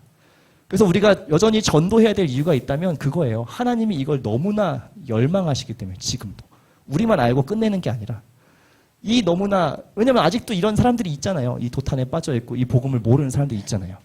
그 사람들한테 이걸 얘기해달라는 거예요. 그 부탁을 하신 거죠. 교회를 통해서 이루시겠다. 다시 올 때까지 이것들을 부탁한다. 이 일들을 해달라는 것이죠. 그래서 저는 성경의 큰 맥락은 결국 창조에서 시작되어 다시 재창조로 향하는 이 여정 가운데 우리가 있고 이 모든 이야기 속에서 우리는 하나님이 얼마나 인간을 사랑하시는가, 얼마나 인간과 함께하고 싶어 하는가 라는 것을 꼭 놓치지 마셔야 된다라는 말씀을 드립니다. 여기까지 일단 끝이고, 박수를 칠까 말까 망설이시죠? 예. 네, 박수를 치시면 Q&A를 하지 말라, 약간 이제 이런 암묵적인, 네, 시간이 뭐 많지는 않아서 질문을, 꽤 흥미로운 질문들을 많이 주셨어요. 근데 이걸 다 다루기는 살짝 어려운 것 같고, 그래도 뭐 공통적으로 궁금해하실 것 같은 얘기들을 몇 가지 정도 함께 나눠보도록 하겠습니다. 이런 질문 주신 분이 계십니다. 사도행전에 보면 5장인가요? 아나니아와 삽비라에 대한 이야기에 좀 질문이 있습니다. 라고 하셨어요. 아나니아, 삽비라 누군지 아세요? 어떤 사람이죠? 일단 관계는 부부. 어떤 사건이 있습니까? 땅을 팔아갖고 헌금을 냈는데 헌금 중에 일부를 감추고 들랬죠. 그래서 어떻게 돼요? 둘 다 죽습니다. 누가 먼저 죽죠? 아나니 야인가요? 아인가요? 헷갈리네 저도. 야 맞아요? 아예요? 남편 먼저 죽습니다. 일단 이게 왜 숨겼냐라고 성령이 알려줘요. 베드로한테. 그래갖고 이걸 지목했더니 캑 죽죠. 그리고 한 몇 시간 뒤에 아내가 들어왔는데 물어봅니다. 이게 다냐? 라고 했더니 이게 답니다. 라고 하는 순간 또 캑 죽어요. 질문의 요지는 이겁니다. 이거 너무한 거 아닙니까? 라는 질문이었어요. 진짜로. 보면 여러 가지 죄를 짓는 사람들이 많이 나오는데 성경에 뭐 다시 기회도 주시고 막 다윗도 막 수많은 죄를 짓는데도 막 다시 이렇게 기회도 주고 하는 것 같은데 이거는 너무 원샷 원킬로 그냥 보내버리시잖아요. 이거 뭐 회개할 기회도 없어. 네, 이게 답니다 하는 순간 그냥 캑 죽잖아요. 이건 너무 가혹한 거 아니냐 하나님, 이런 질문을 주셨습니다. 질문의 좀 더 깊은 의도를 제가 파악해 볼게요. 하나님의 이런 엄격하고 아주 그 촘촘함에 대해서 무언가 모르게 마음에 좀 편치 않은 거가 있으셔서 물어본 것 같아요. 그러니까 하나님 사랑의 하나님이시고 그런 면을 난 좀 더 이렇게 원하는데, 요건 너무 살벌하다. 이런 질문 같아요. 자, 이 본문이 실제로 성경에서도 난제로 꼽히는 것 중에 하나입니다. 그러니까 해석하기 굉장히 까다로운 본문. 왜냐하면 누구든 이 질문을 할 수 있어요. 저도 이 질문을 해봤어요. 어릴 때. 이거 너무 살벌한데? 저는 이제 저의 헌금 생활을 돌아봤죠. 혹시, 막 이런 생각. 어릴 때 엄마가 1,000원 줬는데 막 200원 오락실에서 쓰고 800원 내고 이런 게 생각나면서 이렇게 되는 것인가. 공포스럽잖아요. 실제로 이 본문을 가지고 그렇게 설교하는 설교를 저는 본 적이 있습니다. 여러분, 이 본문을 보십시오. 하나님께서 착복하는 것을 이렇게 싫어하십니다. 그러니 헌금 생활 똑바로 하세요. 진짜 이런 설교가 있었어요. 근데 한번 생각해 보세요. 설마 이 본문의 핵심 메시지가 헌금을 삥땅 치면 골로 갑니다라는 걸까요? 혹시? 진짜로? 이게 하나님의 메시지 이거예요? 라고 생각하세요? 아닙니다. 자, 구약 성경에 여러분 굉장히 유사한 장면 하나 있는데 혹시 이걸 찾으시면 아주 놀라운데, 여호수아서에 보면 정복 전쟁들을 막 하지 않습니까? 여리고 성을 굉장히 놀랍게 함락시키죠. 손 하나 안 쓰고, 그죠? 7바퀴 돌고 와 소리 질러가지고 이 난공불락의 여리고를 한 방에 무너뜨립니다. 그리고 나서 전리품들을 막 이제 정리를 해요. 근데 그 다음 이제 전쟁 아이성이라고 하는 비교적 여리고에 비해서 굉장히 작은 점령할 만한 이 성을 하는데 대패를 합니다. 그래서 이제 여호수아가 하나님 앞에 엎드려요. 어떻게 된 겁니까? 무슨 일입니까 이게? 하나님이 얘기를 하시죠. 너희 중에 누군가 나에게 속인 사람이 있다. 찾아냅니다. 지파를 뽑고 막 제비를 뽑아갖고 했더니 갈미의 아들 아간이 뭘 했냐? 탈취물 중에 신할산에서 만든 외투 한 벌을 땅속에 감춰놓은 게 발견된 거예요. 근데 이 본문도 사실 되게 유사한데 잘 보시면 이것도 약간 너무한 거 아니냐는 생각이 듭니다. 이 수많은 것들 하나님께 다 드렸고 요 외투 한 벌 입으려고 챙겨놨어요. 근데 이걸 하나님이 제비 뽑아가지고 결국 추출해내서 이 모든 이스라엘 민족 앞에서 돌로 맞아가지고 죽습니다. 이 두 가지 사건의 공통점이 여러분 하나 있어서 그래요. 뭐냐면, 자 보세요. 출애굽하고 이제 가나안 땅으로 들어가야 되는 아주 중요한 시점이죠. 그러니까 뭐냐면 이제 노예로 살아가는 이 정체성에서 벗어나서 새로운 하나님의 백성으로 다시 시작하는 그런 이스라엘 신앙 공동체가 시작되는 중요한 과정이에요. 가나안 정복 전쟁이. 교회가 시작되고 이 새로운 공동체가 함께 하나님의 일을 수행해 나가기 위해서 역동적으로 출발해야 되는 그 시점이에요. 두 가지 사건의 공통점은 뭐냐면 하나님의 공동체가 하나님의 뜻을 이루기 위해서 약진해야 되는 그 중요한 시작에 아주 작아 보이지만 상당한 위험성을 만드는 균열을 만드는 사건이라는 거예요. 공통점이. 그래서 하나님이 이렇게 어쩌면 상징적이고 굉장히 엄벌을 처하는 것처럼 하시는 이유는 사실 이 사람의 죄가 그 자체 외투여서 넌 죽어야 돼 이런 문제가 아니에요. 공동체성을 파괴하는 사건이었기 때문에 그렇습니다. 하나님의 일을 해나가는 데 있어서 이 개인의 욕망, 이 우선되는 이런 것들을 하나님께서 엄격하게 보신 거예요. 그것을 경고하기 위해서 이런 일들이 벌어진 것으로 해석을 해야 됩니다. 단순히 그냥 막 이거 삥땅 치면, 헌금 삥땅 치면 큰일 납니다. 이게 아니에요. 하나님이 설마, 그쵸? 물론 어떤 마음의 정직성, 진실성, 물론 그렇게도 우리가 충분히 교훈을 얻을 수 있지만 이건 좀 더 큰 맥락에서 하나님의 공동체의 약진을 방해하는 개인의 욕망과 죄의 문제로 봐야 됩니다.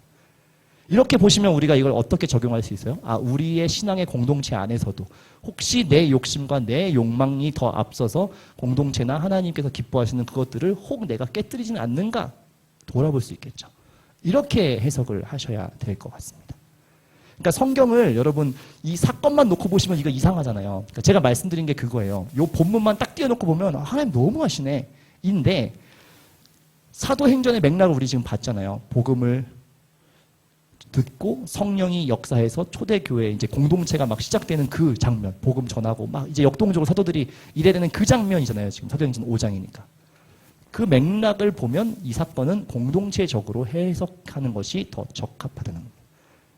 그래서 여러분들 제가 이 구조를 자꾸 얘기하는 것이고 흐름, 앞뒤 흐름을 자꾸 보시라는 거예요. 이 5장 사건인데 4장에 뭐가 나오냐면 바나바가 등장해요. 바나바가 똑같이 이 일을 해요. 자기의 땅을 팔아서 사도들에게 헌금하는 장면이 요 바로 앞에 나옵니다. 요 조금만 앞을 봐도 그 장면이 이미 나와요. 그러니까 아나니아 삽비라는 뭘 한 거예요? 바나바를 보고 바나바가 막 칭찬받고 이런 걸 보면서 마음에 아 저렇게 나도 되고 싶다. 우리도 합시다. 까진 좋았네요. 근데 뭐예요? 다 내긴 아까웠던 거예요. 그러니까 이런 것들이 사실은 공동체를 깨뜨리는 거예요. 왜냐하면 그 앞에서는 정말 순전한 마음으로 아끼지 않고 숨기지 않고 다 공유하고 있었거든요. 근데 처음으로 그거에 균열을 낸 사람들이라는 거예요. 그래서 하나님이 굉장히 어떻게 보면 상징적으로 이러한 대응을 하셨다라고 이렇게 보시면 좋을 것 같습니다. 이렇게 보니까 성경이 훨씬 더 잘 읽히시죠. 맥락상. 네. 앞뒤를 항상 보세요. 그 본문만 딱 띄워놓고 보면 이상하게 해석될 위험성이 굉장히 많아요. 여러분 욥기에 여러분 아주 사랑하시는 말씀 있잖아요. 식당 하시면 항상 걸려있는 내 시작은 심히 미약하였으나 나중에는 창대하리라. 사업 잘 되고 싶은 마음인 거잖아요. 그죠? 돈 많이 벌고 장사 잘 되고. 근데 여러분 그 본문이 되게 우스꽝스러운 본문을 지금 걸어놓으신 거는 모르시죠? 아세요? 그거는 욥의 신앙 고백이 아닙니다. 친구들 중에 한 사람이 욥을 비아냥거리는 이야기예요. 야, 너 하나님 믿는다며? 너 지금 망했지만 하나님한테 다시 도와달라고 해라. 너 그러면 다시 잘 되지 않겠냐? 예요. 그 본문을 잘라가지고 걸어놓으신 거예요, 여러분. 비아냥거리고 조롱하는 그 얘기거든요. 그러니까 성경의 앞뒤 맥락을 안 보시면 그냥 딱 그 부분만, 물론 그 고백 자체도 뭐 우리가 믿음으로 할 수 있는 고백이긴 하죠. 하나님 그렇게 하시는 하나님이시니까. 역전시키시는 하나님이시죠. 근데 그 앞뒤 맥락을 알면 되게 좀 우스꽝스러운 부분을 떼서 걸어놓은 거예요. 조롱하는 거. 야, 하나님한테 너 얘기해. 하나님 진짜 이 때문에 너 믿는다며. 하나님한테 얘기하면 너 원상복귀 해주겠지. 그거를 잘라가지고 걸어놓는 거예요. 이렇게. 그러니까 앞뒤 맥락을 아셔야 된다는 말씀을 그래서 드립니다. 한 개만 더 다뤄볼게요. 믿음으로 구원을 얻는데, 이거 아까 얘기한 행위 구원론에 대한 질문을 주셨습니다. 말씀 가운데 행함이 없거나 부족함이 많으면, 그러니까 행위가 좀 부족하면 상급을 적게 받나요? 혹은 구원받지 못하는 경우도 있습니까? 라는 질문을 주셨습니다. 덧붙여서 행함이 따르는 믿음은 어느 정도까지를 해야 행함이 있는 믿음이다라고 여겨지는 건가요? 라고 질문을 주셨습니다. 행위 구원론에 대한 논쟁인데 이거는 여전히 되게 많습니다. 희한하게 많아요. 초대교회 때부터 되게 많습니다. 믿음으로 구원을 받는 것이냐 아니면 어떠한 행위가 충족되면 구원을 얻는 것이냐 이런 논쟁입니다. 뭐가 맞느냐라는 논쟁이 뭐가 맞죠? 이게 맞죠, 그죠? 우리가 고백하는 이 개혁교회 또 장로교회 신앙에선 이게 맞습니다. 이렇게 되면 무슨 문제가 생기겠어요? 어떤 행위를 통해서 구원에 도달할 수 있다라고 하면 뭐가 나오나요?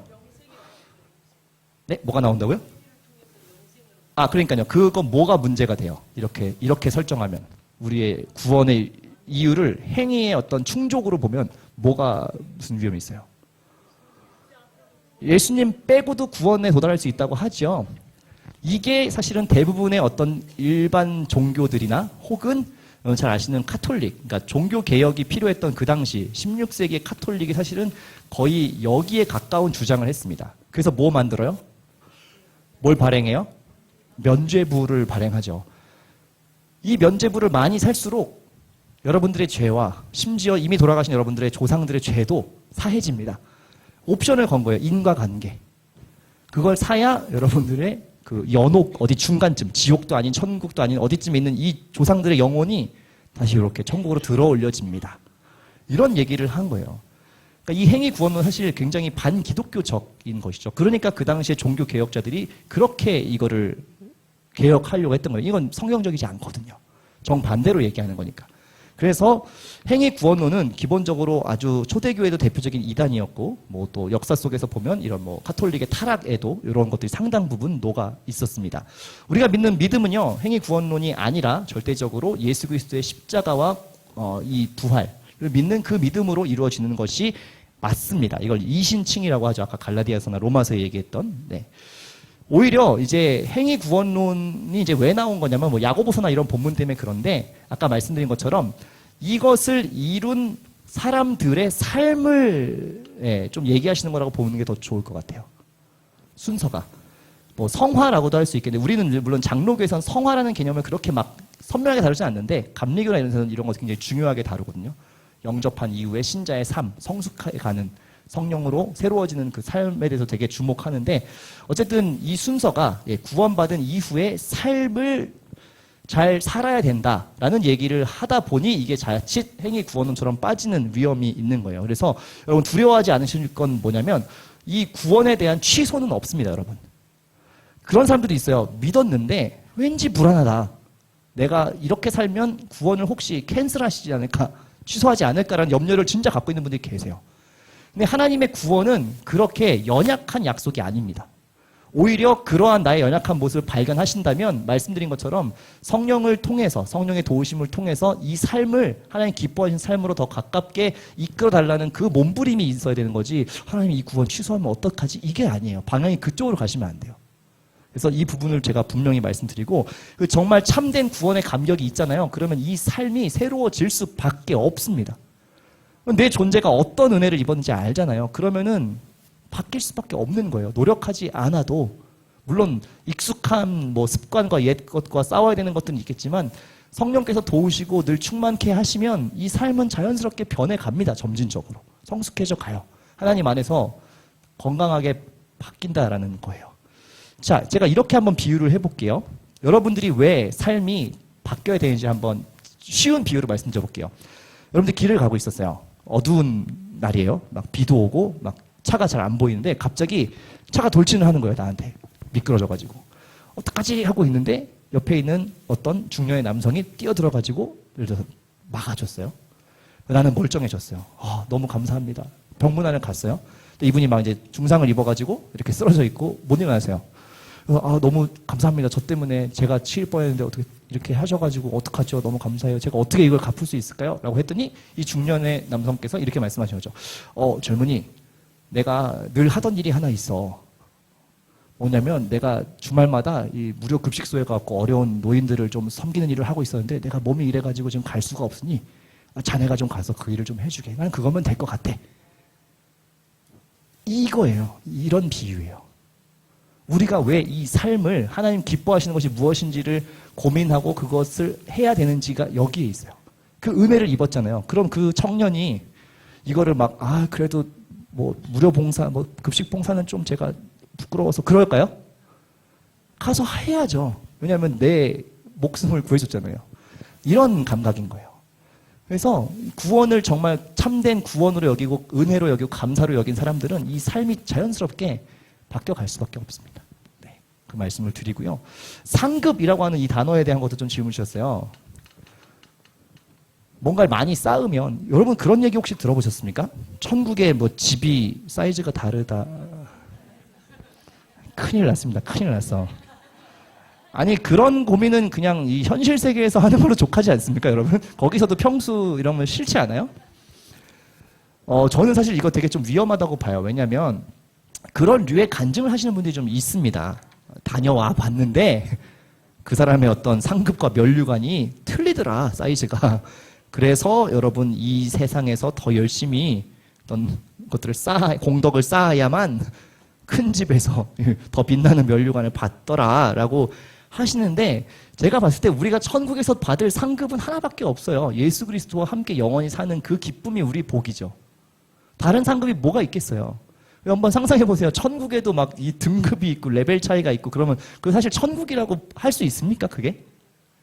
그거를 다 없애시려는 거잖아요, 하나님은. 그냥 에덴 동산에서 하나님과 아무런 격 없이 함께 지내는 그걸 원하시는 건데 설마 하나님이 거기에도 야, 너 이렇게 보고 20평 면류관 너는 동면류관 막 이렇게 하시겠어요, 설마? 이거는 굉장히 저는 좀 성경적이지 않은 감각이라고 생각합니다. 네, 등급이 나눠져 있고 이런 것이 아니라 하나님과 함께하는 그 자체가 우리한테 더할 나위 없는, 네, 더 뭐 부족함이 없는 복인 거예요.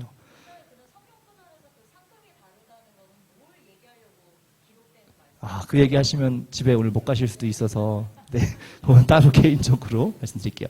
요것만 마지막으로 설명해 볼게요. 행함이 있는 믿음을 어느 정도까지로 그럼 기준을 삼아야 되느냐. 그러니까 아마 이제 이거를 어떤 행위에 포커스를 맞춰서 자꾸 그 질문을 하시는 것 같아요. 행위를 어느 정도 쌓아야 하나님 기뻐하시느냐라고 말씀하시는데 이거는 사실 어떤 정답은 없습니다. 하지만 기본적인 큰 명제는 드릴 수 있어요. 뭐냐면 하나님을 사랑하고 이웃을 사랑하라. 이게 대명제입니다. 그거를 구체적으로 어느 수준까지 어떤 빈도로 뭐 돈으로 치면 얼마 정도를 써야 허용되고 도달하는 거냐 이런 거는 아닙니다. 조금 더 구체적으로 말하자면 뭐 고아를, 과부를, 연약한 사람들을 돌보고 함께 보듬어라 정도가 성경에서 얘기하는 어떤 이야기지 그 밑으로 더 구체적으로 내려간 얘기는 없어요. 얼마를 써야 되고 뭐 한 달에 몇 번 해야 되고 뭐 이런 건 없습니다. 다만 그 모든 것을 마음의 기쁨과 진실함으로 하라 이 정도가 성경에는 가이드가 되어 있습니다.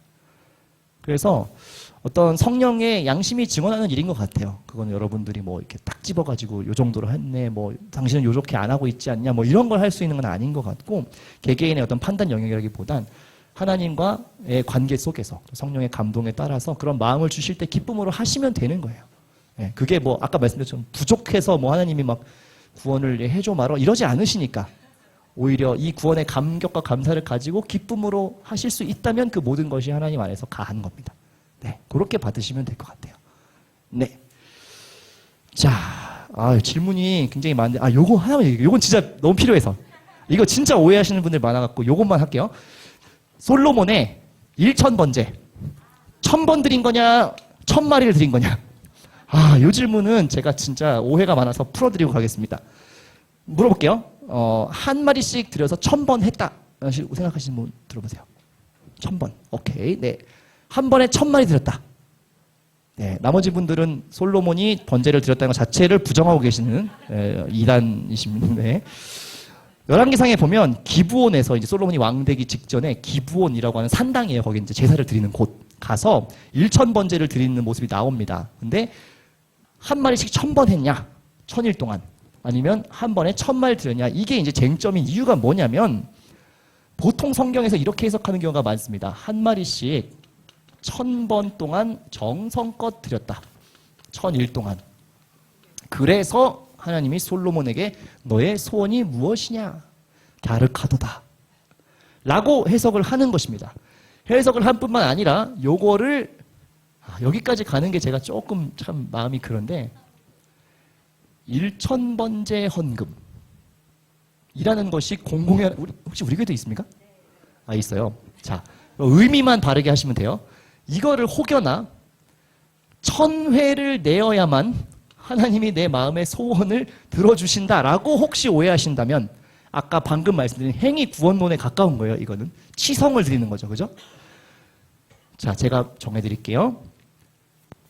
세번역 성경이나 현대인의 성경에 보면 이렇게 써 있습니다. 솔로몬은 세번역 성경이에요. 거기 주님 앞, 곧 회막 앞에 있는 놋 제단으로 올라가 번제물 1000마리를 바쳤다.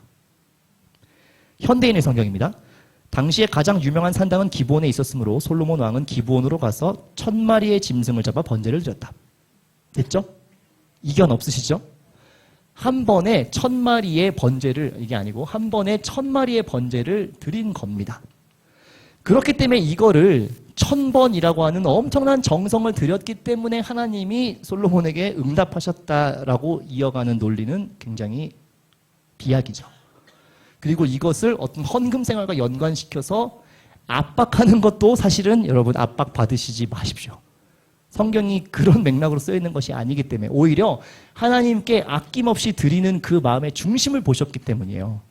1000일 동안 드렸다? 이것도 말이 안 되는 게 기브온에서 번제를 드리고 솔로몬은 예루살렘에 와서 왕의 역할을 수행해야 됐어요. 그렇기 때문에 이것도 물리적으로 안 되는 논리예요.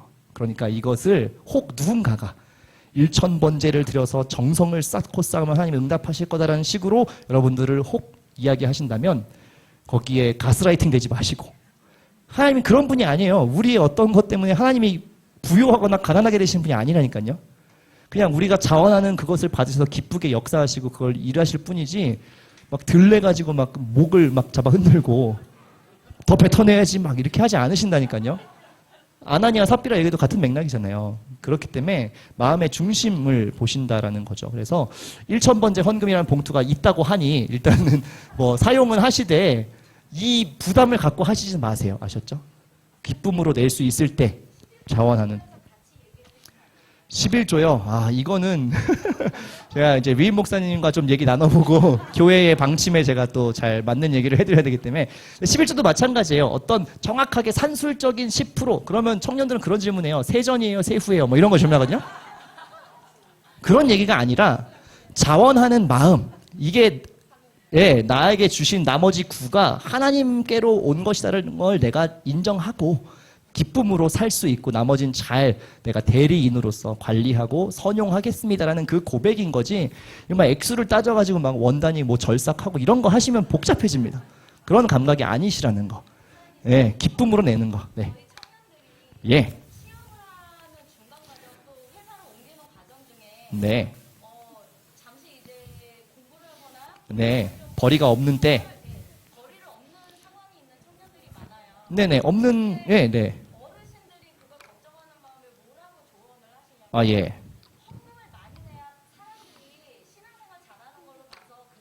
음. 네. 네. 네. 예.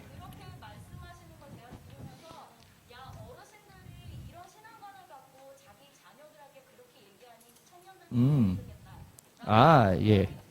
네. 그래서 이제 제 강의가 더더욱 앞으로 많이 필요한 것 같고요. 아, 왜냐면 이런 것들만 잘 정리해도 여러분 오해하지 않으실 수 있잖아요. 예, 그건 누군가가 사실은 잘못 가르쳐 주셨거나 그 잘못된 것을 정정할 기회가 없었기 때문이라고 생각하고요. 그래서 저는 예, 더 열심히 하도록 하겠고, 예, 여러분 지금 들으시면서도 그게 바르지 않다는 건 아시겠죠? 네. 네, 그렇게만 알고 그 감각만 이제 있으시면 됩니다. 자, 정리를 이제 할게요. 시간이 많아서 좀 조금씩 노려보는 분들이 계셔갖고 정리를 해야 될 것 같아요. 자, 저는 마지막으로 이 말씀만 드리겠습니다. 여러분 성경은 지금도 여러분들에게 계속 말씀하세요. 기독교를 말씀의 종교라고 하거든요. 경전의 종교. 모든 종교에 경전이 다 있죠, 그죠? 뭐 이슬람에는 코란이 있고 불교에도 뭐 경전들이 많이 있습니다. 경전이라고 하는 건 그 어떤 믿는 바를 잘 문서로 정리한 거예요. 그리고 이게 후대에 가장 전해지기 좋기 때문입니다. 성경이 왜 이렇게 지금까지 우리에게 전해져 있느냐? 여전히 하나님께서 우리에게 하고 싶은 말씀이 있으시기 때문이고요. 그것을 통해서 하나님의 아까 말씀드린 그 본심과 진심을 알길 원하시기 때문에 우리가 말씀이 우리에게 주어져 있습니다. 그런데 참 안타까운 건 그 어떤 일반 세속 종교보다 경전을 소홀히 하는 종교가 기독교입니다. 인정하십니까? 여기에 우리가 믿는 바가 다 있다면서요. 그런데 접하지 않습니다. 탐구하지 않아요. 어떤 것이 있는지 살피지 않습니다. 이게 제가 가지는 목회자로서의 너무나 안타까움이에요. 제가 이 강의를 사실 안 해도 됐었어요, 여러분. 누가 시켜서 하지 않았습니다. 원래 없는 건데 그냥 제가 하겠다고 그랬어요. 왜 그랬냐? 청년들하고 이걸 나누면서 청년들에게도 너무 필요하다는 걸 알았고 이건 뭐 청년들에게뿐만 아니라 사실 모든 신앙 갖고 사는 사람들에게는 당연히 필요한 거다라고 생각했기 때문에 제가 일부러 손들었어요. 이거 저 번거로워요. 그냥 안 하면 편하거든요. 일부러 손들어서 이거 한번 개설해 주십시오. 필요가 있을 것 같습니다. 라고 해서 했어요. 그냥 목회자의 양심 때문에 했습니다. 아까 카톨릭 얘기를 잠깐 했는데요. 카톨릭 시대의 가장 큰 문제는 뭐였냐면 뭐 면죄부 팔고 이런 것도 있었지만 말씀을 성도님들한테 가르치지 않았습니다. 사제의 전유물이었어요. 고등 학문을 이수한 사람, 라틴어 같은 아주 고등한 언어를 할 수 있는 사람들만 성경을 갖고 있고 볼 수 있었고요. 그 당시에 통용되었던 독일어로는 성경책이 없었습니다.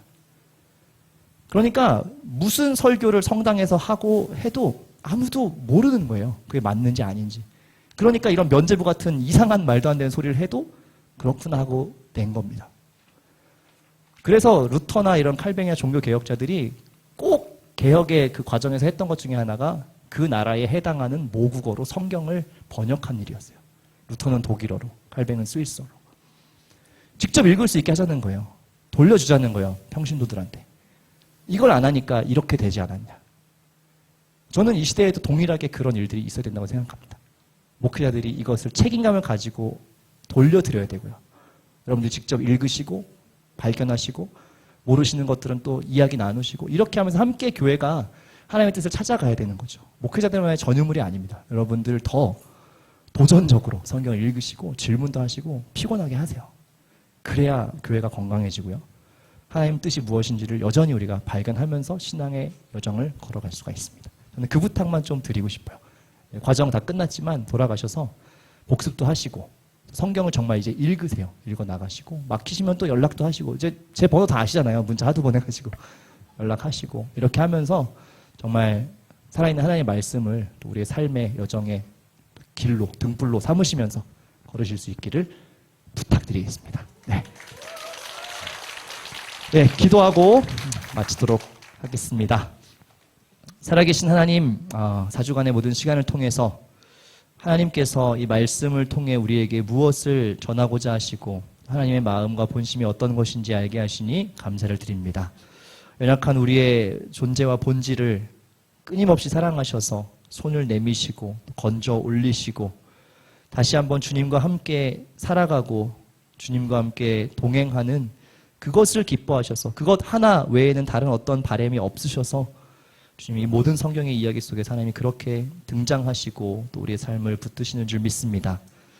여전히 이 시대에도 우리에게 그 은혜를 베푸시고 계시고 또한 그 은혜를 아직 알지 못하는 수많은 이들에게도 그것을 전하라고 우리를 또 교회를 사용하시는 줄 믿사오니 아버지 하나님 그 귀한 사명들 잊지 않게 하시고 주님 다시 오셔서 모든 것들을 완성하고 회복시킬 그 날까지 우리가 이 복음을 전하는 사명과 그 감격을 가지고 이웃과 우리 사람들을 섬기는 그 삶을 힘있게 살아갈 수 있도록 붙잡아 주시옵소서. 무엇보다 하나님의 말씀에 대한 그 관심과 애정을 더욱더 깊이 가질 수 있기를 소망합니다. 하나님 늘 관심 갖고 읽게 하시고 생각하게 하시고 또 연구하게 하시고 질문하게 하셔서 아버지 하나님 하나님의 말씀의 귀한 세계를 더욱더 즐겁게 또 항해하고 헤엄치고 온몸으로 부대끼는 시간 될 수 있도록 우리 모든 성도님들 한 분 한 분 축복하여 주시옵소서. 감사드리며 살아계신 예수 그리스도의 이름으로 축복하며 기도드립니다. 아멘. 네, 감사합니다. 4주간 수고 많으셨고요. 네, 잘 정리하고 안녕히 돌아가시고 네, 언젠가 기회가 되면 또 뵙도록 하겠습니다.